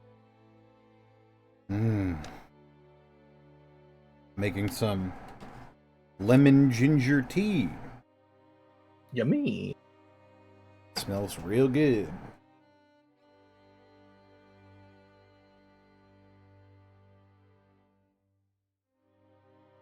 At some point, I need to finish off this Bones coffee. That's right, Bones coffee. I actually got... They actually have mushroom coffee, I learned. What the fuck? Yeah, I got it. Does it listen? Oh god. I hope not. It hears better when it's inside. But I was intrigued by it. So I'm like, you know what? I'll get a bag. Ideal agreed. I am excited for Godzilla Goo. I'm very excited for it. I'm covered in goo. Okay, I'm back. I did make some tea with honey, so. Oh my god. That hits your spot. So, question for you, Thero. Yo, what's up? What's happening? The Ideal of Greed said, so since we got the reason for why Kazador was sent on an honorable and important mission, can we learn what event set off Hakka's would-be early retirement? So the what's sent Hakka to Icewind Before Dale? Icewind Dale. The inciting event, yeah. Before? Oh god.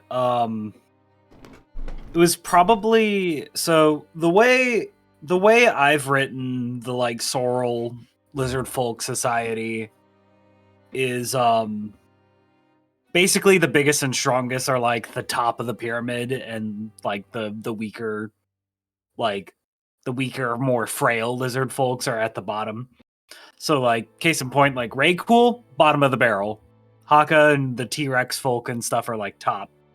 So when Hakka's father turned out to be a lich, normally that would be like an executable offense. But because of his high rank in society, his privilege in his privilege, he wasn't executed, he was merely like exiled. And not even really exiled, like excommunicated to Icewind Dale. Yeah. Ray is a bottom, got it. He's the bottom rung of society. Well, like when I first made Ray, it was the concept of Ray was to be like the opposite of Hakka, and it kind of came down from a privilege thing. Right. Yeah. So there you go. Does that answer your question, Ideal?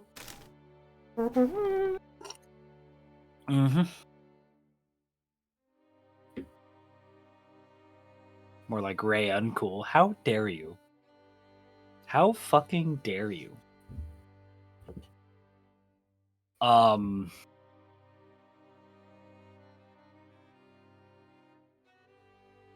god. Sorry if you can hear the cat. Don't you ever fucking apologize for that again. Yeah. I'm back. Welcome back. So how I wrote Sorrels is there's no like specific stat line for them in 5e, but Sorrels are like dinosaur people in D&D. And yeah, Hakka's dad, it's been confirmed at this point, is a lich. And as for who's Raycool, Raycool is a character in Ravenloft that I play. I've been playing Ray for 5 years. He's a raptor folk who I based off this is a funny story. I based him off the turquoise raptor mount from WoW because I just think they look cool. They're like pug-faced unicorn raptors. I love them. They're so silly and awesome looking. I love them a lot. I fucking hate World of Warcraft now, so meh.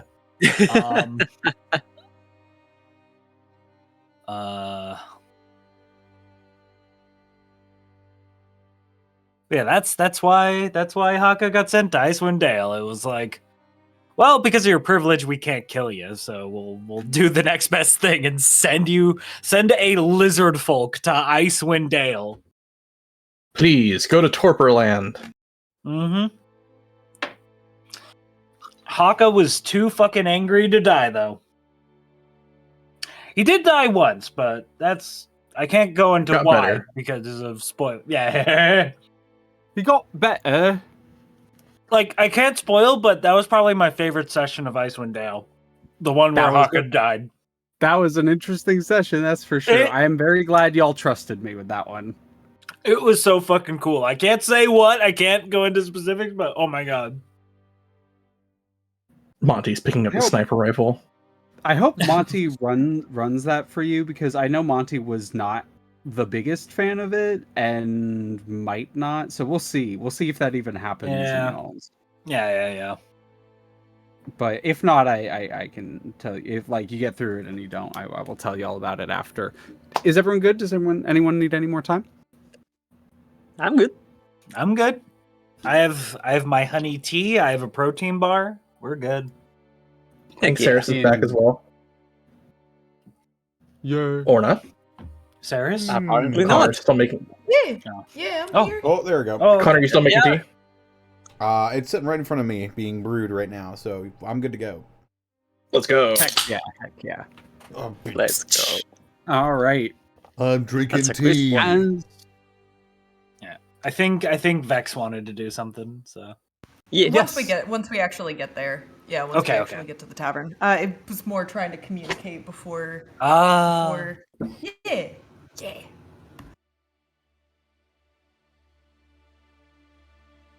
as we return to our heroes within the city of Sigil, they begin the trek once again through the knowledge and familiarity that Vex has towards a location known as the Sullen Moon Tavern.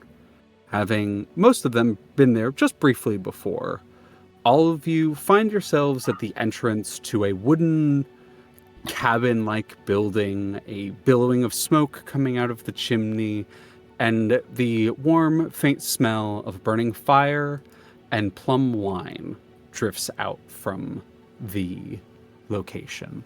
And one by one, you make your way into the actual Sullen Moon Tavern proper.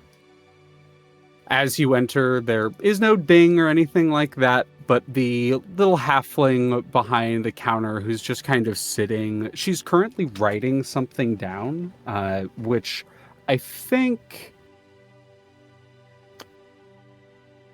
Do any of you know music? This is something that hasn't really come up. Do any of you know music? Are any of you musically inclined in any way? I've heard of it Like before. a proficiency in... Proficiency in instruments, yeah. I actually, you know what? Because it'd be funny, Hakka is like terrible at keeping rhythm. That's just funny to me. Yeah. Kazador Xoruk probably only like has a music. proficient... I do have proficiency with musical instruments, yes. There you Oh go. shit! was Rot that, can play Kazador? music? Oh my god! Kazador isn't trained in it or anything, but he would probably enjoy music. Mm-hmm. I think just with your education, Kazador, you would recognize the sheet of paper. But Rot, why don't you tell us a little bit about your background with music? Where does his familiarity with music come from? Was it like something his brother did, and that's where he picked it up from? Mm-hmm. It's probably something they did. Rod wasn't allowed to go out much. Vintril was very protective of them and trying not to get them seen. Regardless of how often Rod managed to just escape in the middle of the night to wander the city. But to keep them entertained inside of the home, they would have handed Rod a little pan flute to play around with. Annoying at first, but with time they got the hang of it. It's kind of less of a passion for music and more of a pastime, but still a liking for it. You would recognize that the halfling is, who's currently like behind the little bar, or the little desk, I guess, that you would greet people at, seems to be jotting down a music. There's a lot of like crosses and like crossing out of notes and that kind of thing, but she seems to be playing around with a song of some kind. Just, oh, hey there, everyone. How y'all doing? You brought another one with you. Hi, nice to... You are not blood, so fair warning, if you have dreams while you're here, they might get real weird.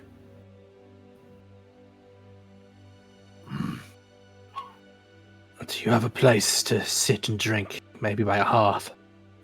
Yeah, no, absolutely. What do you want? We got plum wine and water and plum juice and plum cordial and plum water. Plum juice will be And plum fine. tea. Juice, got it. I'll take a spot of tea if you don't mind.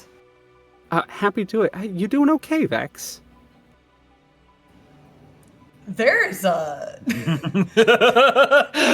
What a question! whole pause. Right, got it. Yeah, no, rooms are... Question. Oh, Sorry. Yeah, go ahead.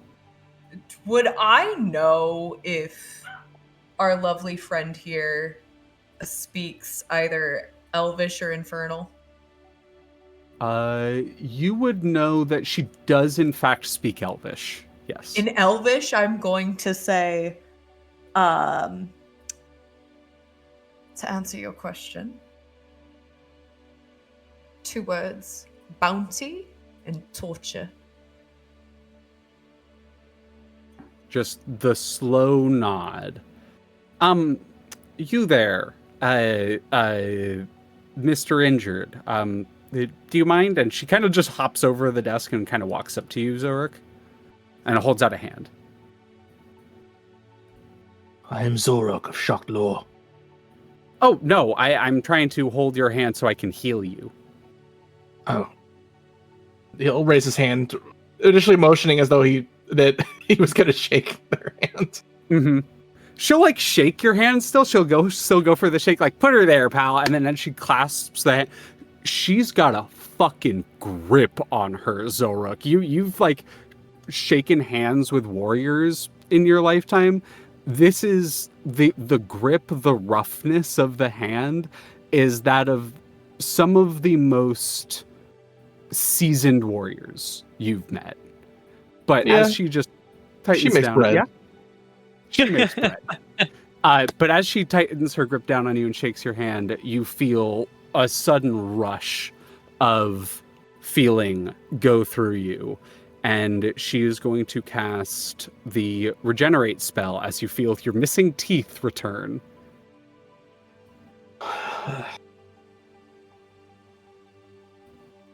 Okay, one more, and pumps a basic 70 points of healing into you from a heal spell. Oh, is that all?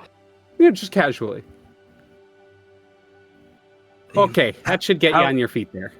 How's the rib cage feeling? Certainly better now. I don't think I got your name. Oh, you can call me Frost. I go by Maddie sometimes. You can also call me Snow, though I haven't heard that name in a real long time. You can call me... Kind of looks up. You can also call us Artania. But that's a special name. Maybe Vex can call us that. We're still getting to know each other. You have my thanks, Frost. Do I owe you anything? Oh, gods, no. Please, come. And we'll, so any of these rooms are open except for the big one in the middle. And she points to that room. We just got another blood in. They're in there. They come through fairly regularly, so it's a regular. So, if you see them around, don't mind them. But any of these rooms are yours to take. Your friends have been staying up in the big room upstairs. So if you need, we'll kind of point to the stairs back here. So you can either take the hallway around, or if you're feeling limber, you can climb through my little halfling hole there and go through my office. So you can just climb in her halfling hole. Yeah, just climb in my halfling. She looks like, yeah, just get in my halfling hole. So she goes upstairs and rests. There's a big bed. There's some couches and stuff up there. Fire's the same on both. And down at the end, there's like a living room area. Dinner is served whenever you want, I guess. Dinner's different for different people. I don't run on cycles here. Right. Kind of looking towards Vex and then Kazador. Captain, if you don't mind, I probably need a word or two in with Vex. Do you mind if we head upstairs and talk? Just them and I. Kazador seems to have his attention fixed on something that's behind this little, greeting area at the front here, but once you call his name, he, sort of snaps out of it. Oh, yes. You have my leave. You give a salute at the chest and a bow before heading upstairs. Before Vex follows, they're going to look down to Frost. You have my thanks, and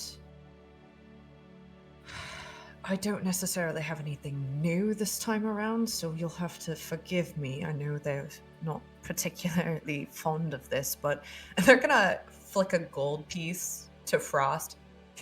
If you know anyone around here who might appreciate that as a offering.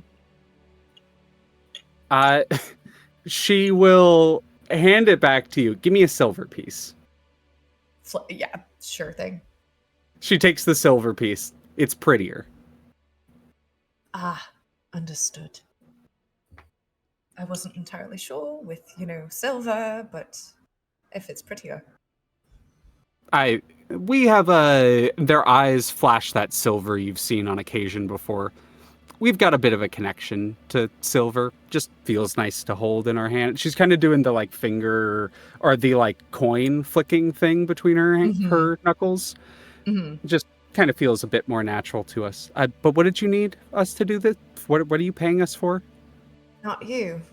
They sort of wink and they gesture to the Oh. space. Gotcha. Well, y'all can rest up.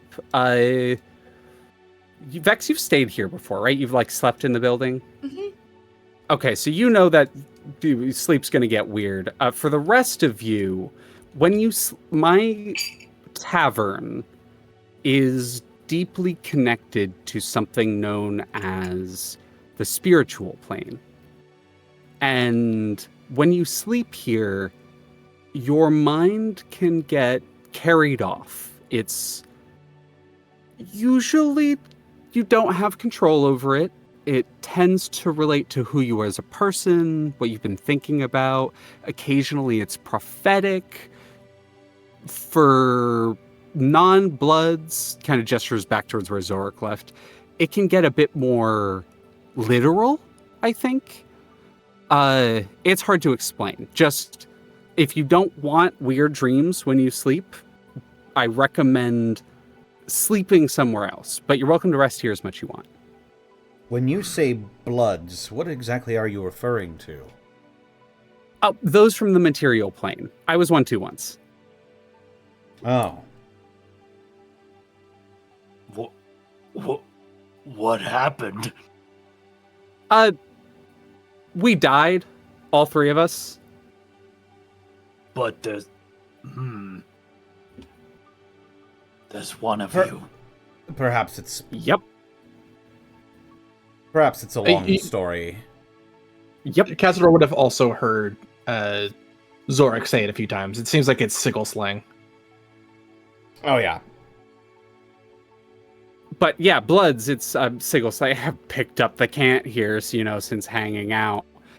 There's a bunch of random terms that you'll pick up the more you're here.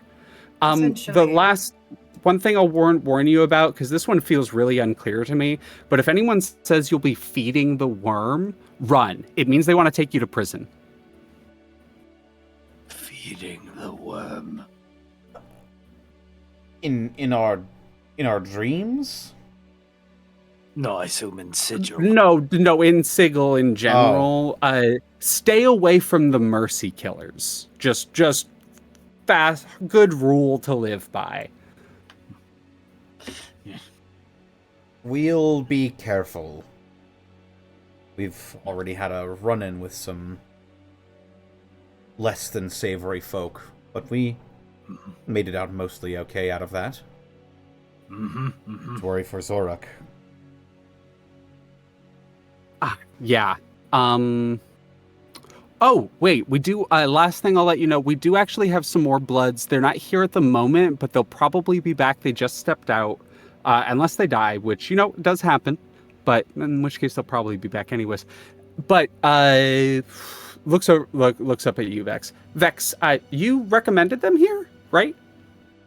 That I did. Okay, cool. Just wanted to make sure you were vouching and they aren't, lying or anything. No, these are the crewmates that I briefly mentioned that I am now traveling with. Oh, no. I mean, there was a group, like big orc knight lady and a couple of people who followed after her. They showed up. They said that you recommended them here. Oh, yes, I did. I think her name was Sybil? They were unfortunately transported here from their home dimension. And they were very lost. Got it. Well, they are here, so if you see them or want to talk to them, they will be around. But I'll stop being a chatterbox. Y'all go rest. Kind of steps out of the way. I do not have control over my token. Oh, let me fix that for you. Thank you. Done. Thank you. Come on, cooperate. Thank you. There we go.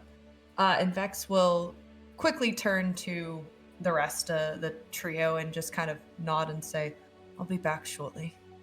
Of course. And they will Yeah, head take your- upstairs. Oh, sorry? Sorry, Citric? No, I just said, sure, take your time.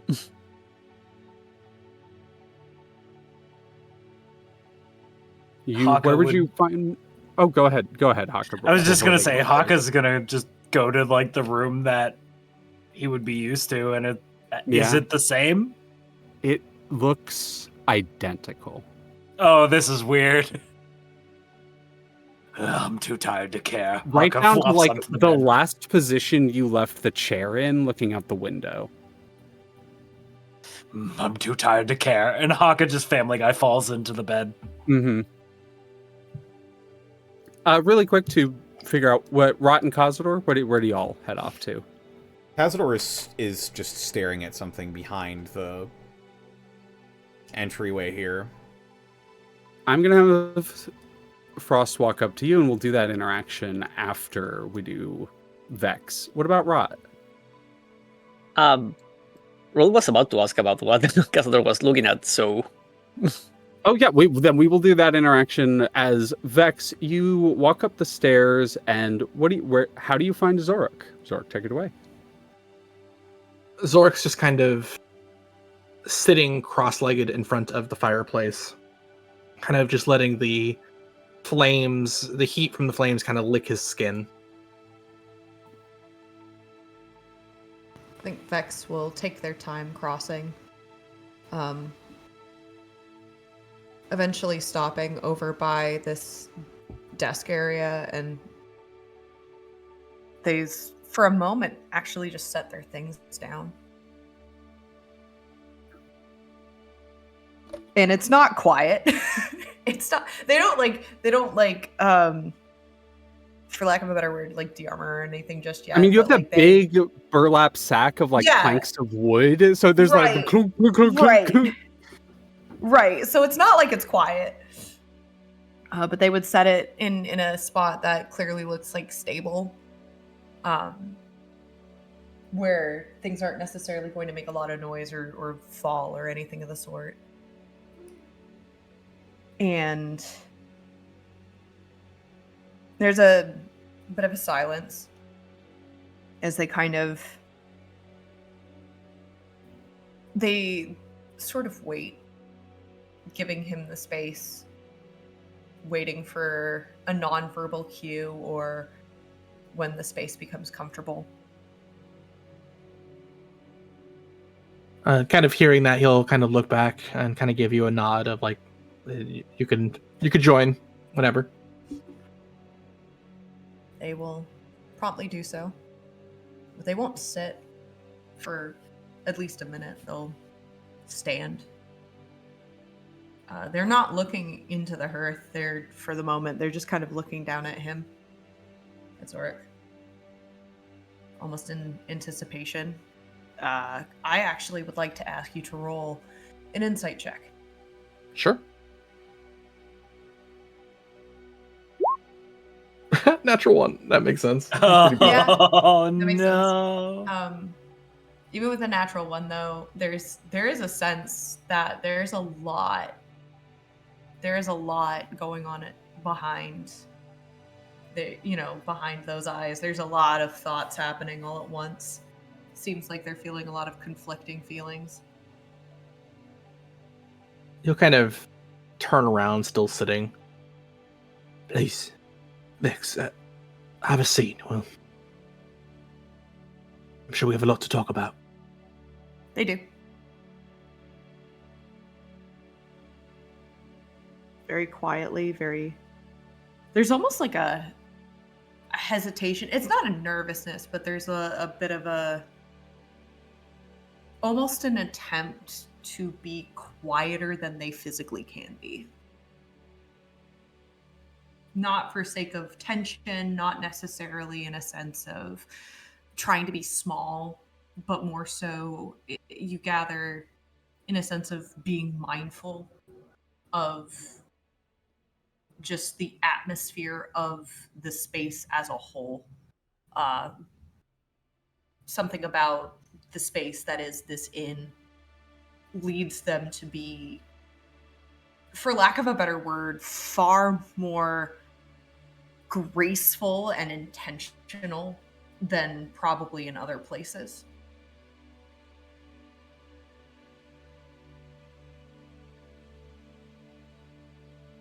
Well, would you like to go first, or are you waiting for me to say something?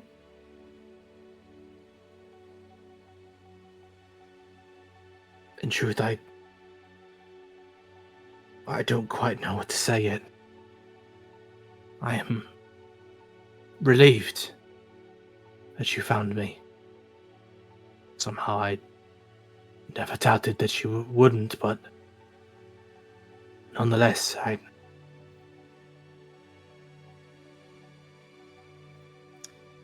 understand. It's one of those situations where, unfortunately, for whatever reason, I understand we know the reason, but for whatever reason, person decides to get the over of another person, and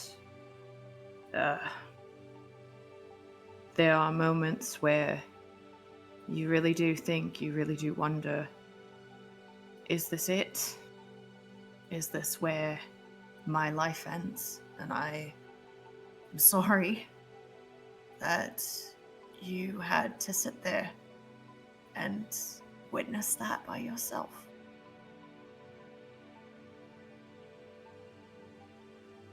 If anything, I'm sorry we didn't get there sooner. no,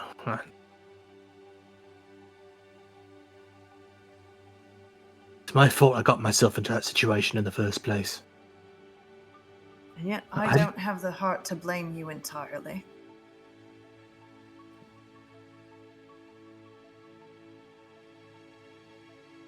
Well, regardless, I didn't feel like I was going to die. The whole time, all I could think about was damn chains. I just wanted out. Even if they were going to kill me immediately afterwards, all I wanted was to be out.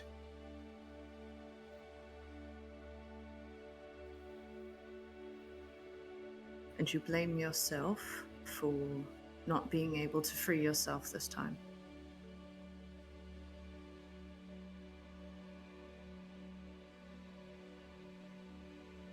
Do you expect me to be mad at you?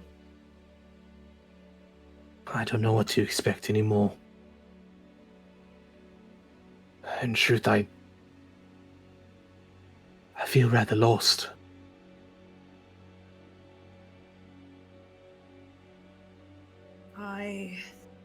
If I am to be so bold, I think you've been lost for at least a while now. It may not necessarily be a long time in terms of days, but in terms of events, don't think I didn't notice your behavior on the ship. What do you mean? You were unwell. There were many moments where you would retract, and it sort of, I don't know, just the read of you sort of gave it away that you're not in a good place. I call it a gut feeling. Huh. I couldn't imagine you would be after all that with the Gith, with the Gnosis cluster, and of course, suddenly being thrusted upon by a small creature that clearly struggles in communication. And in all of this and everything that has unfolded in the past, I don't know how many hours, days, whatever you want to call it, I don't think you've had a direction for a while.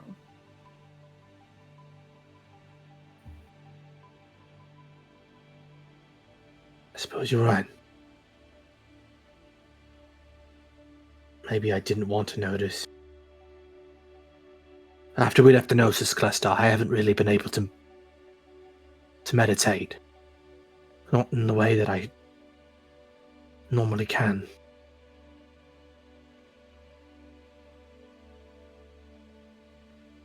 Is that all? No. There is a deep sorrow in me, Vex. One that I thought felt perhaps, could be remedied by victory, whatever dealings we would have. But that hasn't been the case.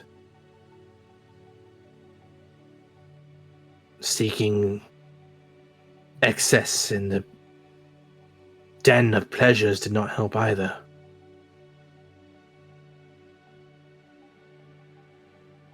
Because you couldn't fully remove yourself from the situation, no? You couldn't dissociate. I think so. But seeing the other Githzerai, seeing how helpless they were, they called out to Zerthamon to no answer. They called out to anyone to no answer. They stuck by their ideals and they were willing to die by them, but it brought them no comfort. I saw fear in their hearts. I saw myself in them, Vex. And it hurt.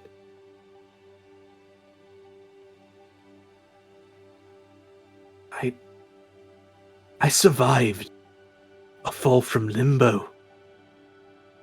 Something that does not happen very often. I survived Caladrak's illithid brood. I survived Meloraz and his devilish madness. Through all the dangers of the cosmos that has been brought before me, I survived. I had no idea that grief would be the thing that tries to kill me. The thing that damn near succeeds. Doesn't it?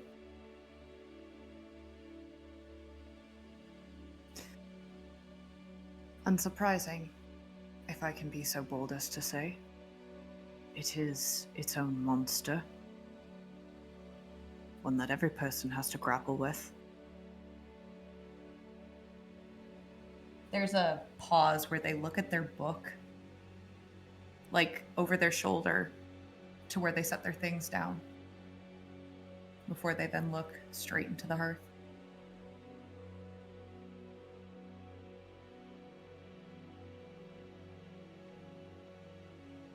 Does the concept of having to confront that grief, does it scare you?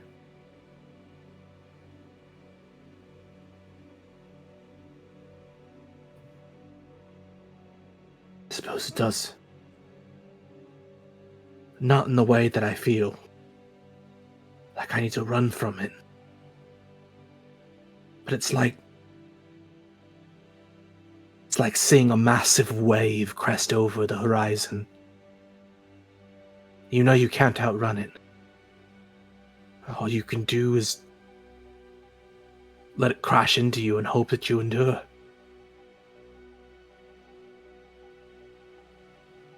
And the first thing that you look for is a life vest, no? Something to hold on to. I suppose. Let me ask you. Are you searching for it?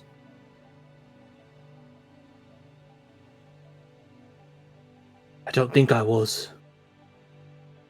I leaned back onto my instincts, my training. To know oneself, to rely on oneself's true strength, and I couldn't find it. But I found you, and then you found me. That's why I asked you and Kazador for help.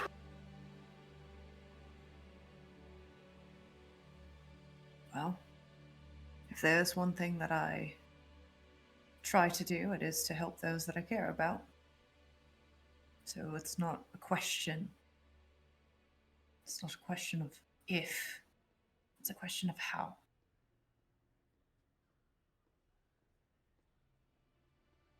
And they just kind of look over at him with like a soft smile. He'll nod.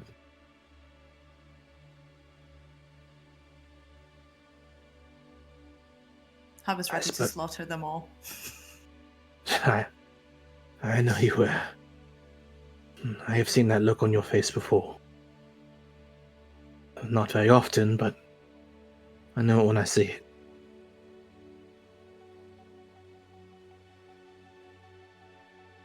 There are few that can see that have been able to see that. Take it for what it is. Interpret it how you will. Understand the reason I share that, the reason I point it out, is because, to your point, you don't have to do this alone. I understand that you often detach yourselves from things that feel like chains. But do not forget that sometimes the chains that hold rods together are not there to barricade you, but rather to keep you afloat, to prevent you from falling off of a cliff or off of a balcony. If you can identify the difference between which chains hold you back and which chains keep you still, perhaps then you won't lose yourself so frequently. Again, it is not a question of if, Xoruk.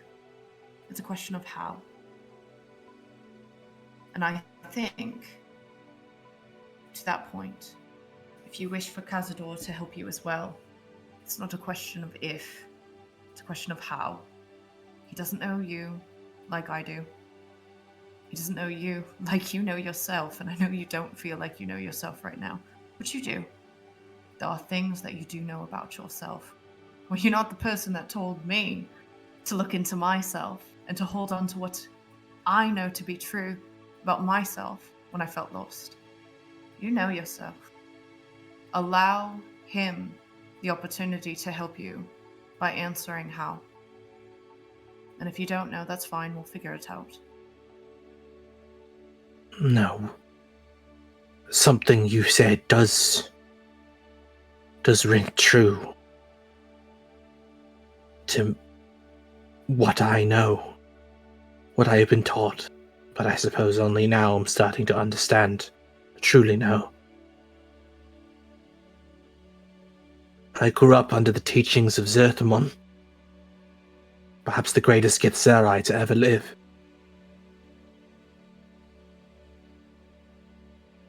One of his teachings dictates that we define what is around us. So I think you're right. I think if there are going to be chains, instead of thinking of them as restrictions, I can see them as tools to be used or to be cast off as needed, like an anchor on a ship.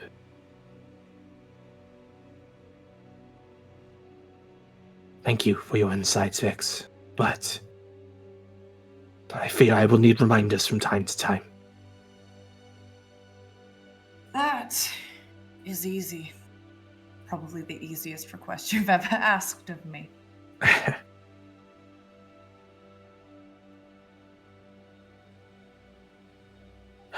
Well, now that we've got me relatively in sorts, what's going on your end? Well, there sure is a bounty on my head. Aye. The question is, who wants it? Couldn't tell you. Do you think it has anything to... Oh, go ahead. Sorry? Nope, you first. Do you think it has anything to do with your invitation that you received? Perhaps. Perhaps.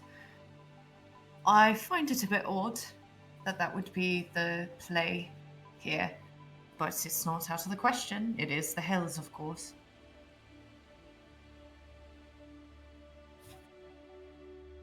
So at this point, we know that there is an info broker, which happens to be the person that you and Marine had indicated we should connect with, who happens to be also taking the job And obviously, some other folks who have, for some weird reason, opted their life in exchange for what? I don't know. They clearly didn't want us keeping them alive. That is peculiar.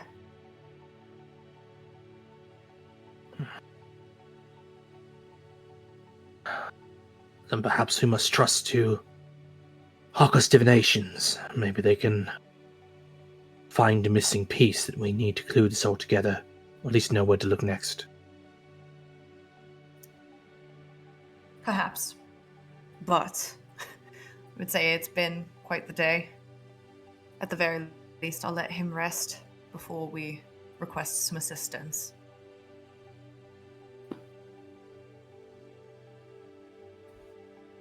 Sorcerer will kind of look in the fire for a moment before looking back towards Vex. And while sitting down, kind of offer a hand exposed, like palm upward. You sit with me for a while. Hold my hand and think about what we want in the future. They'll offer him a small smile and place their hand in his.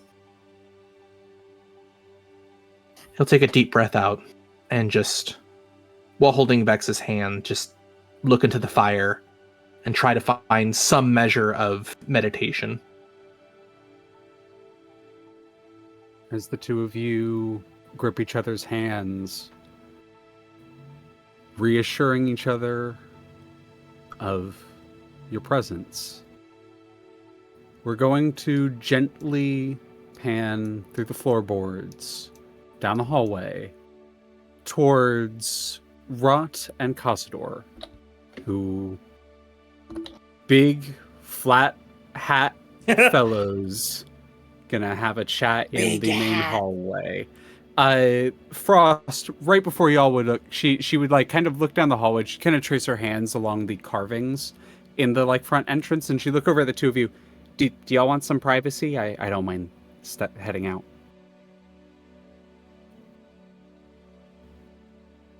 I don't mind.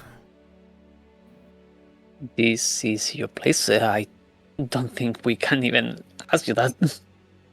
Oh, no, you absolutely can, and I can just disappear. But I'm also a nosy bitch, so, like, I'd love to listen in on whatever you guys are going to talk about. So, and she would hop over Fling Hole and into her chair, where she leans back and is literally just watching you two with a, like, interested look on her face. Just like a, You've been staring at a spot for a while now.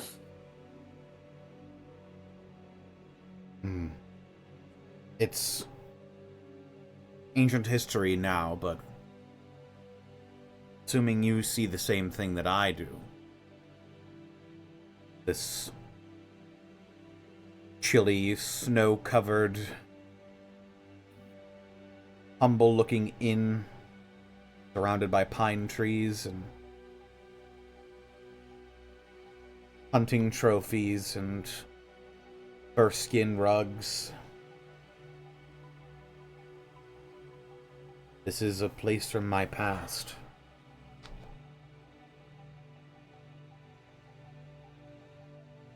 Are you homesick?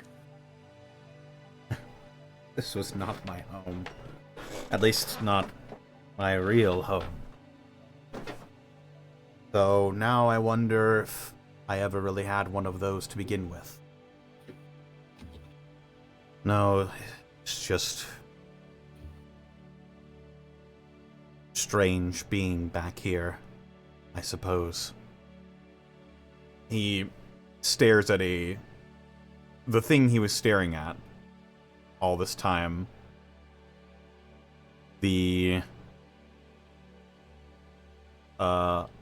glass display case behind the sort of greeting area back here. Right up on the wall is a yellow flag with a black winged dragon on the front of it, and the corners of it are just soaked in blood.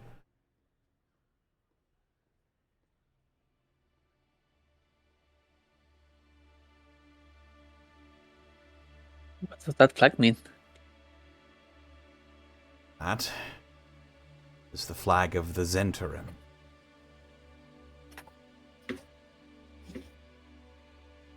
An underground network of spies and mercenaries and thieves who live in Faerun.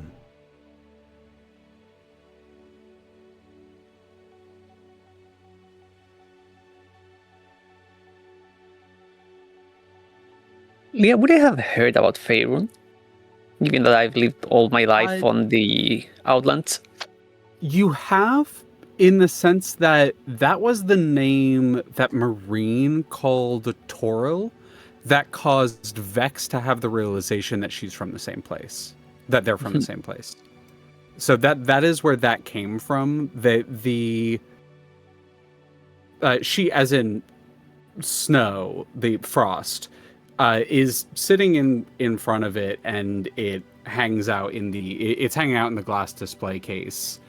The flag itself really wouldn't mean anything to you. It's not Toril specific, but Faerun you would recognize as the term that they, referring to Vex, were stunned by when they learned.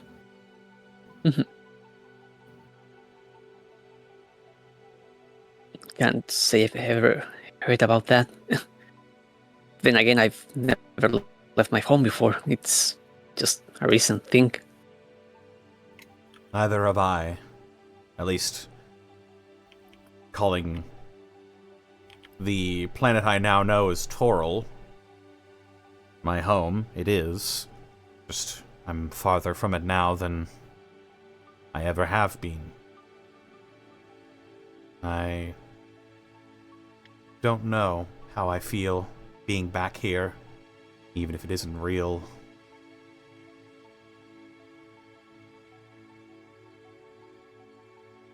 You're the captain of the ship. I would assume you're used to travel long distances.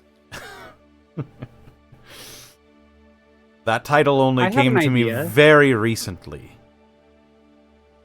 I don't mean to interrupt, but maybe it's because you're not home that you're picturing this place.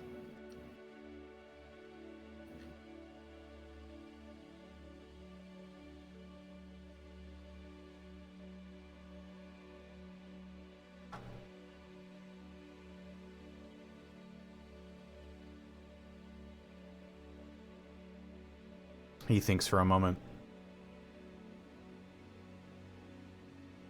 The place I was born and raised in was brutal, imperialistic, militaristic. It was much later in my life that I found out that devils had been secretly pulling the strings behind the entire operation.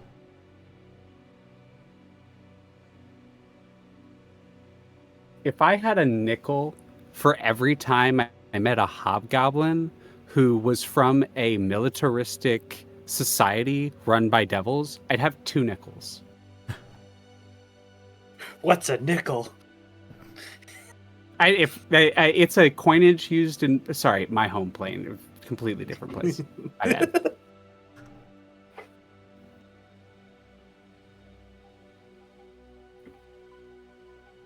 That does sound kind of resonant with what we're doing now, doesn't it? The idea of something in the Hells Devils gathering for a war.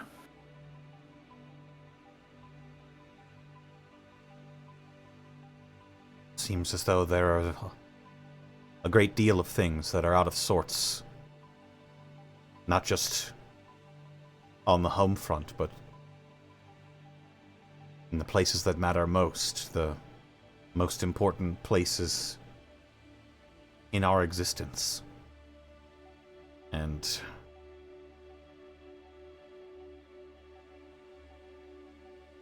I don't know. I just thought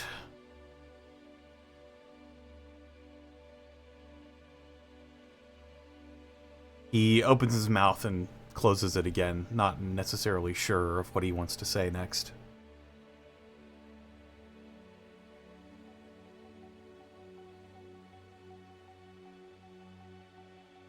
I just didn't think I would be doing it again, and certainly not so soon. And certainly not without.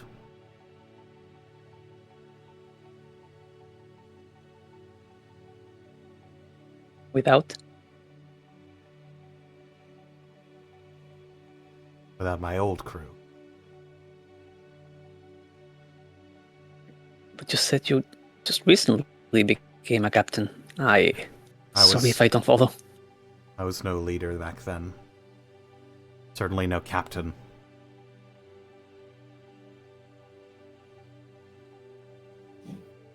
We're a party of 4. Sometimes 5, but mostly 4. Sometimes 3. He looks a bit forlorn. It's old memories. Not all of them good.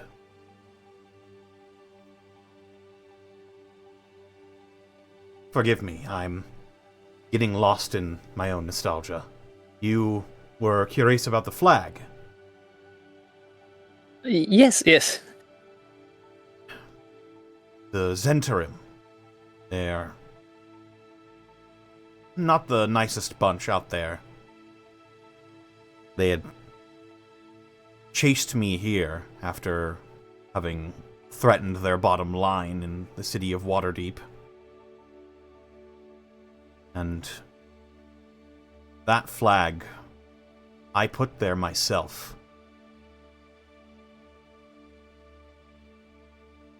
As a reminder of anyone who would try and harm us, anyone who would try and affect this unstable peace, this friendship wrought through blood and sweat and adventure and heartache and body ache and gods and insanity. And I thought maybe that I was done with all of that, but it seems that fate has more twists and turns to my story before this drama unfolds completely.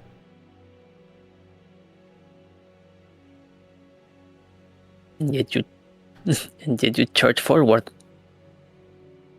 Because I must. I can see why they trust you. All of them. I only been here for a little bit, but they are all here following you.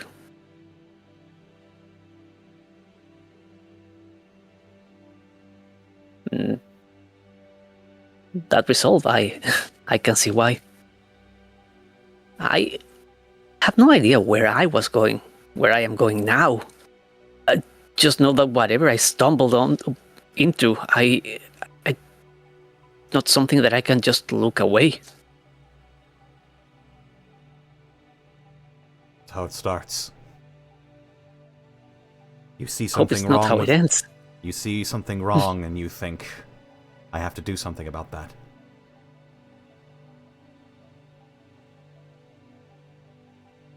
You leave the comfort of your home.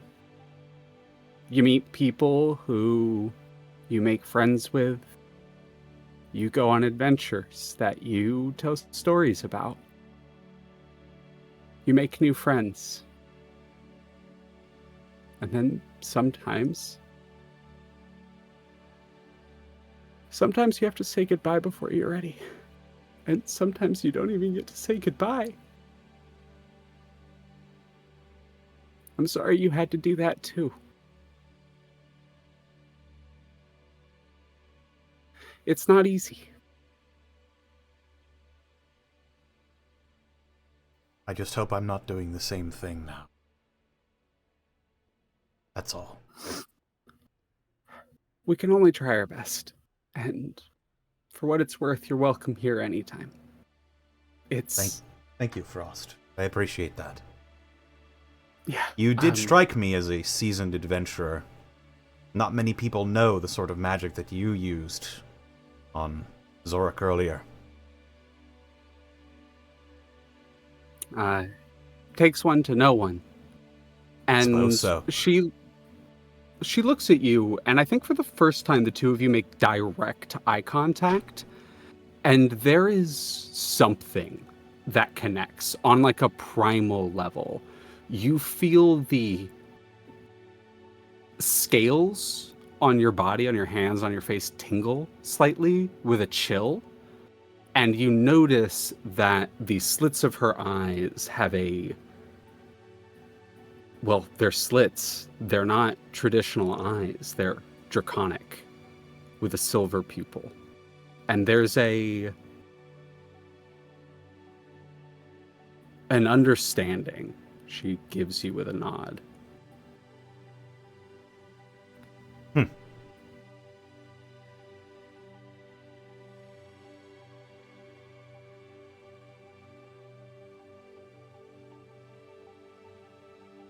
Sorry to interrupt.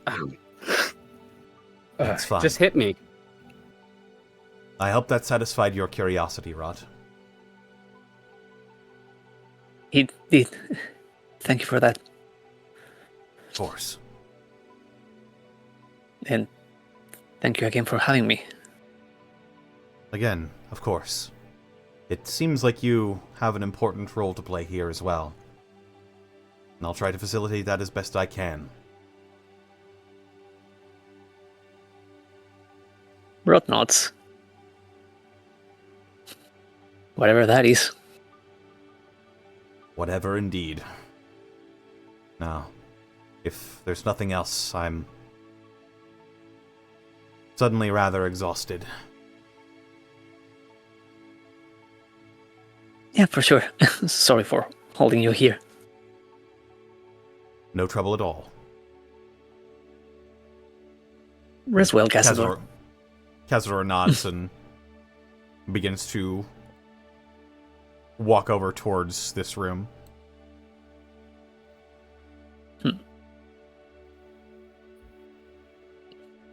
Well, Prox everyone will is... look at you before you head down the hallway. Need anything? No, I think I actually have enough. I'll Yeah, be that taking makes one of the sense. rooms. Oh, yeah, of course. They're plenty open. I'll bring food by y'all's later, but you all rest up. You're safe here, I can assure you. Thank you, Frost. Anytime. Good night. Good day. And you head off towards one of the rooms, all of you settling in, wherever it is you'd like to rest. And this is where I ask, is anyone wanting to do anything else? Is anyone wanting to try anything before we get into what comes next? Visions, dreams, that sort of stuff. I don't think My there's only anything... question would be, I believe Hakka is hanging with Marsh. It's going to be watching the sermon, I imagine. Yes. Yeah. About an hour later, you would feel like a pushing on you, Hakka, kind of rousing you from rest. What? Oh, right. It's very sermon. gentle, but yeah, you see Marsh kind of on the foot of the bed, just kind of shaking you a little bit. Yep. All right, let's see what this following is about. And Hakka would... if you want to imagine a T-Rex sort of frame, they kind of sit weird. They sit like a bird. So he's just on the bed, kind of sitting weird, but like just letting the vision through Marsh go through him. And what does Hakka Captain, see? he's fucking sitting weird. Yep. Ma, there's a weird fucking captain. He's Slav squatting. You begin to view through ostensibly a marsh periscope style as the vision transfers to the other marsh. you see a great many people have come to witness an address, a sermon delivered by the follower. It is a rather big event. You can pretty clearly tell. The streets outside of the temple are packed and filled. And at the top of the temple, you see a small group of people starting to gather. There's a door that's open to the roof, and several individuals have started to gather up there. And a hush is kind of going across the crowd. Various individuals are kind of quieting down. You see the members of the following have formed kind of a circle around the actual temple itself, and all with hands do the like, everybody quiet down, that sort of thing, like raise it, and as people slowly across the crowd. You notice the occasional follower who's kind of at the edges of the crowd or intermixed within, but primarily the crowd actually seems to be just Sigil natives or travelers of some kind coming to witness. And the sermon is started by an individual who walks up to the top of the temple. They are large enough to where, even from this distance, you can make out a decent amount of details about them. While not in color, their skin is not porcelain, not unblemished like you have come to understand. But there are cracks and breaks across their body that seem to have been repaired or filled in with some sort of substance of some kind. Again, no colors. They bear no halo. And their wings are, well, not skeletal, in tatters compared to what they likely were. No longer resplendent, echoes, silhouettes of what they used to be. Around their neck, a necklace, a amulet, of some kind. Not an amulet. It is just circular, kind of. And you notice that it's almost as if a ring has been shattered and string has been strung along it to make a necklace. As you realize the being's halo is adorned as merely decoration around their neck. Okay. All right.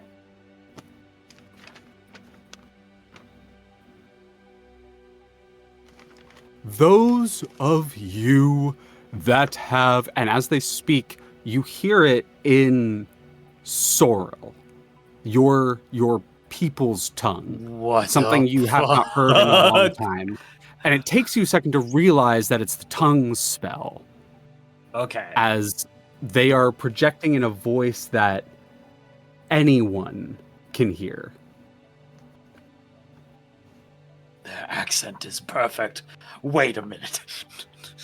Those of you that have come of your own volition, you have followed your heart. Those of you that have come with your own will, you have followed the path. And for those of you that have been brought by fate, you have followed in the steps of those that have come before you. I could stand here and speak for hours, and there's a gentle chuckle that goes about the crowd, as many of you have heard. But today is an esteemed day, Today is not one where you hear from me touting his grace. No, today we, unified here together, listen to him. In peace we stand, and with members of our clergy from across the plains, we cooperate. No matter who you are, no matter what past you've had, no matter how broken you come to us, we will accept you. No matter the cruel acts you've done, no matter the past, the hatred, the vitriol, the outstanding debts and crimes, we will love you. You have heard from your home plains about a balance. A balance that has been maintained for millennia. Beyond. Since time immemorial. You've heard these terms. Law, chaos, good, evil. That they must stay in check with each other. And what do these planes do but deliver you to an endless battle? A war you will fight long after you are dead, your soul enslaved to some being powerful beyond your imagination, and there is no escape. But if we come together, we can stop it. It does not have to be this way. We can unify as one. For what is more balanced than a single, unified whole? And to guide us to this future, I present the follower. And Elaviel steps down. And in his place, an individual stands up. They are tall and rather stocky, I would say. Their size dwarfs that of Elaviel. Not by too much, but they are notably larger. A fiendish individual, very clearly, horns curling out around the mask that they wear. Various symbols, icons, amulets, fetishes, and religious tokens drape off of this individual like a Christmas tree, for lack of a better term. Their hands held, spread out and wide in an embrace as they gently turn to look at each section of the crowd. Hold up. I meant to do this before. I do have art for you all. I will say, when the Solar is talking about like unifying everybody into one thing, like Hakka is not hiding like his facial expressions. Obviously, he's frowning very hard. Hakka's not liking what he's hearing. Yeah, there he is. This individual. There he arms is. outstretched, and looking across the crowd. The time has come for change.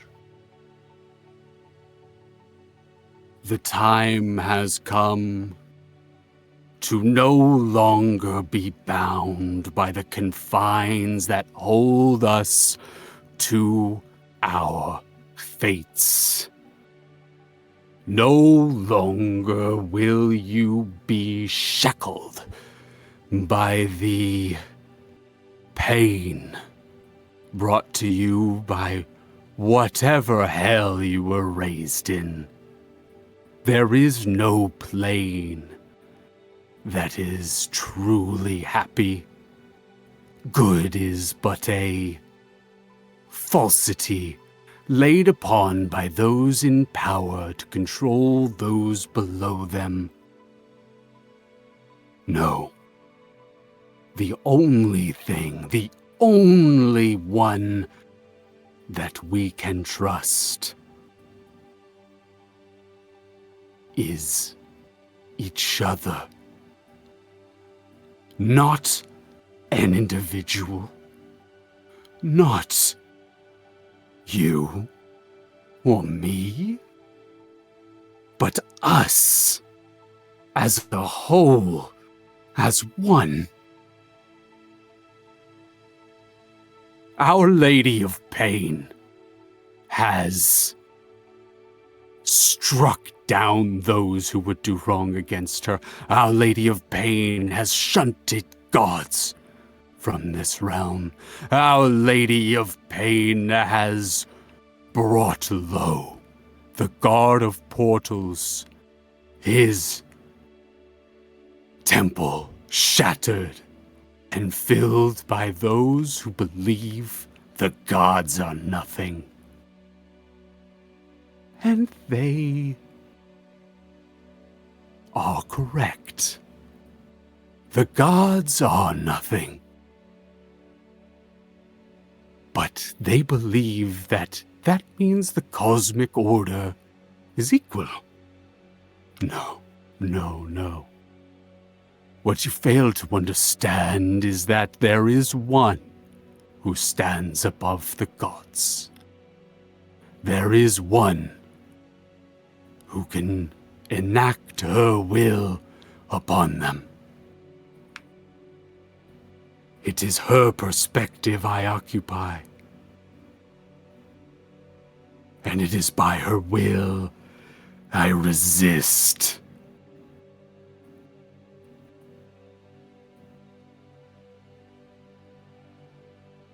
We follow her now, and each of you will know what it is to believe.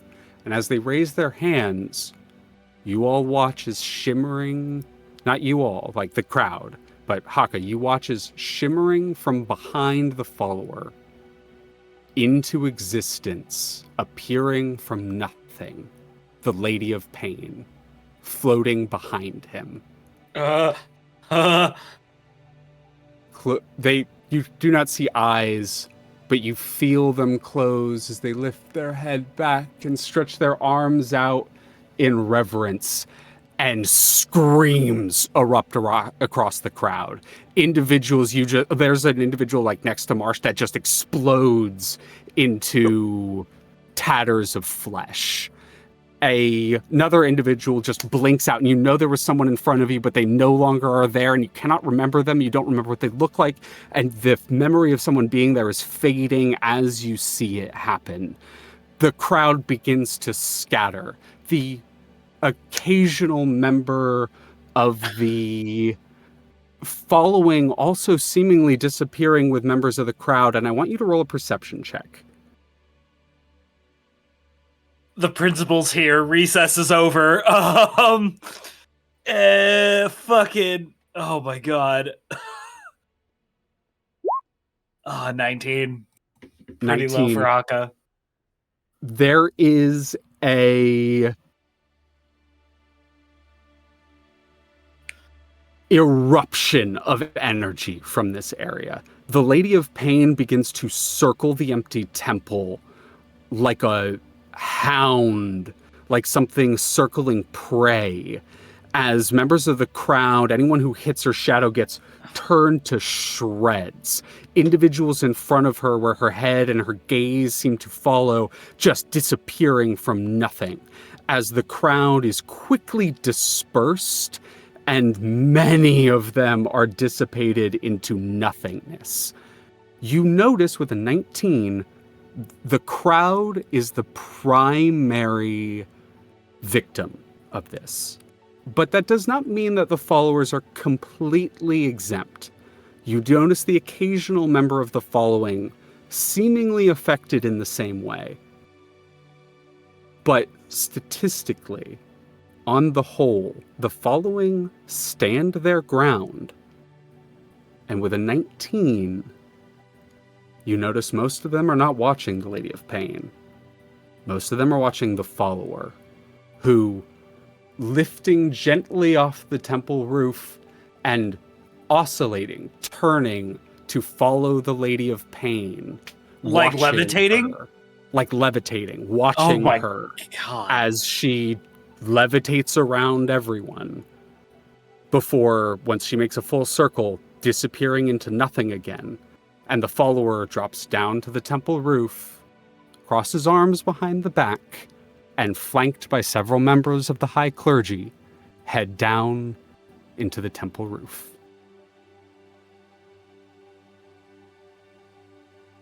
So it's probably a good thing we didn't go. Yeah. This is what Xoruk was worried. Oh, go ahead. This is what Xoruk was warning us about. Yeah. Maybe we don't associate with this. Yeah. No. Like, I need you guys to understand. Hakka's interest is he does not want to be a part of this. He needs to understand what this is. I was going to do dreams and stuff, but I think that is such a beautiful moment to end on. We're going to pick back up with everyone sleeping next time, because that is just so good. Hakka just shakes his head. Hakka just shakes his head and his eyes go back to normal, and he just looks at Marsh. And what is Marsh's expression? I blank as usual, but they as they kind of lower their arms from you, like from your head where they were kind of connecting the vision, one of them just goes up and pats your arm like, sorry, man. Like that's rough, buddy. The color from Hakka's scales are a bit duller. Like, that was awful.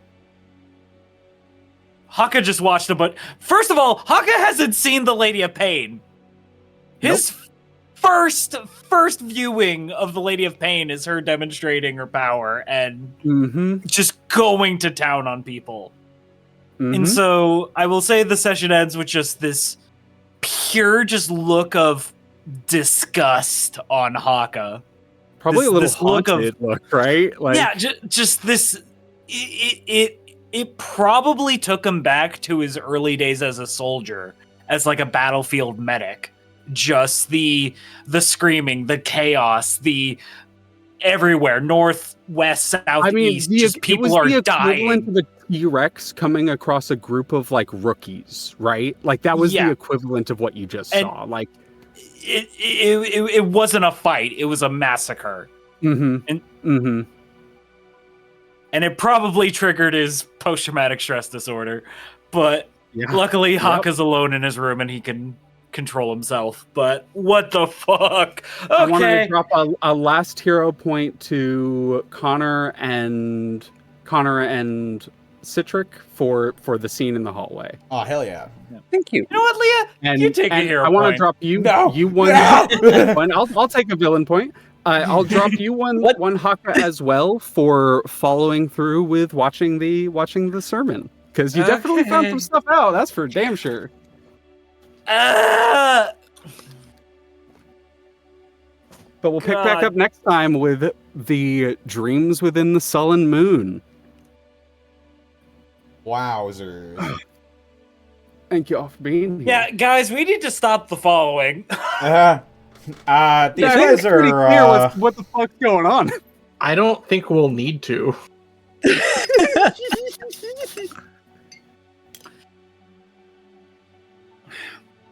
What the fuck? What the Holy- fuck is going on? What the fuck is going on? Oh my god. This is insane. This is insane! A steak? I made a steak, Mark. A steak? Yes. This is good news. We can But- finally be beats. We Indeed. can be bees. Well, clearly the follower seems invincible, but we'll have to figure that mystery out some other time. But thank you all so much for coming out to another episode of Kazador's Guide to the Cosmos. Yeah, EP? we did it. We're going to wrap things up here, take a brief interlude, and when we come back, we're going to be playing some Marvel Rivals with a new patch. But before we get to that, Forever. we got to go around the horn and de-introduce our players, starting with TheropodArt. Hi, hello, it's me, ya boy, TheropodArt, being traumatized by Leah's DMing, but what else is new in my life? Jesus Christ. Hey, like, if you wanna help, my lizard beanbag is going through some medical shit right now. Here's a GoFundMe link. Help pay for medical bills. I had to pay for $250 worth of blood tests yesterday. I should get the results in a few days, but beanbag's doing good, but more money always helps. Other than that, y'all know where to find me. Blue Sky, Tumblr, for Affinity, all lizard fun bags if you want to see the naughty stuff, but TheropodArt if you want to see the normal stuff. I promise I'm gonna get back into streaming on Twitch and stuff. It's just been life happens so much. Everything happens so much. Yeah, if you liked me playing this funny lizard folk guy, I play a lizard adjacent character on Tuesdays for Eve of Ruin. The Eve of Ruin is upon us. That's it. That's me. Excellent. Up next, we've got XanillisGrimm. Oh, that's me. You can catch me on my Blue Sky XanillisGrimm, where I post all of my TTRPGs that I am in. I'm in a decent amount. So if you like hearing this voice, or you want to see what other characters I'm doing, that will be there for you to explore and enjoy at your leisure. That is me. Oh yeah. And up next, we've got Tixdixl. Hey, you can find me all over the internet at Tixdixl. You can find me at Burnout Vaughn's channel this Sunday for some more TTRPG nonsense. You can find me at Leah's channel on Monday for some more Deltarune. And right back here next week for more of this. Thanks. And thanks, Leah, for running. Really good session. Yeah. Up next, we've got the Citric King. Hello, I'm Cedric. You can find me pretty much everywhere at Citric King, everywhere being mainly Blue Sky, then stuff like Instagram, Tumblr, and Twitter if you want to see a dead account. Yeah, not much going on my end for now, but always good to keep an eye out for whenever I post stuff in there. So that's me. Excellent. And of course, we can't forget our wonderful GM, Amusing Thalia. Hi, I'm here on Fridays. I'm on my channel on Mondays. I am on Burnout Vaughn's channel every other Sunday, including this one. I'm trying to be on my channel and or other channels on Thursdays, but I'm figuring that out. I thank you all for being here, and I hope folks like the direction this is going, because it's gonna be a lot more of this. Appreciate y'all a lot.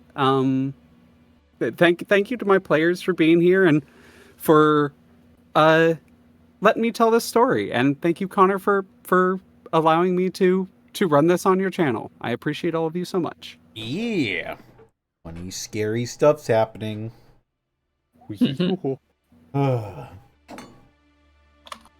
And you know who else we need to thank for this? Is the people who make this Could it possible, be? including Beard Sorcery. Beard Sorcerer. That's right, Beard Beard. Sorcery. For all of your beard care products, head on over to beardsorcery.com. You can use the code DistortionDevil and you can save 10% when you shop online. As well, check out Bones Coffee Company. They've got all sorts of fantastic varietals of Bones Coffee. Bones. Bones Coffee. If you're a fan of coffee like myself, Bones. check out Bones Coffee Company. They've got all sorts of delicious coffee available in grounds, whole beans, K-cups, you name it.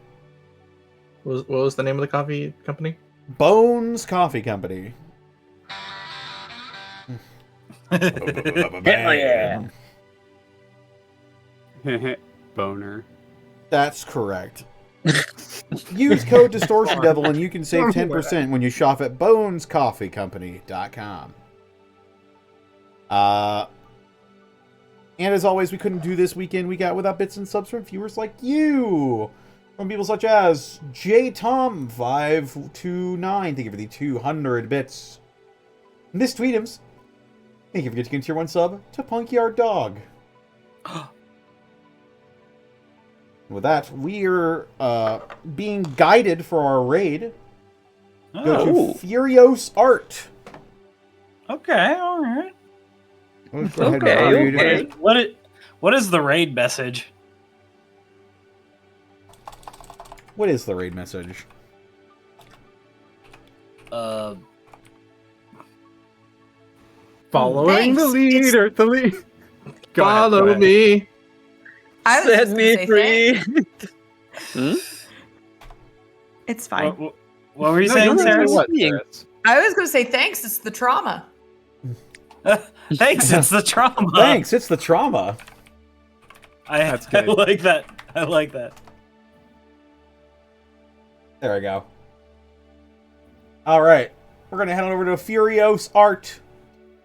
But take care in the meanwhile, and we'll see you right back here in about 20-ish minutes for some Marvel Rivals.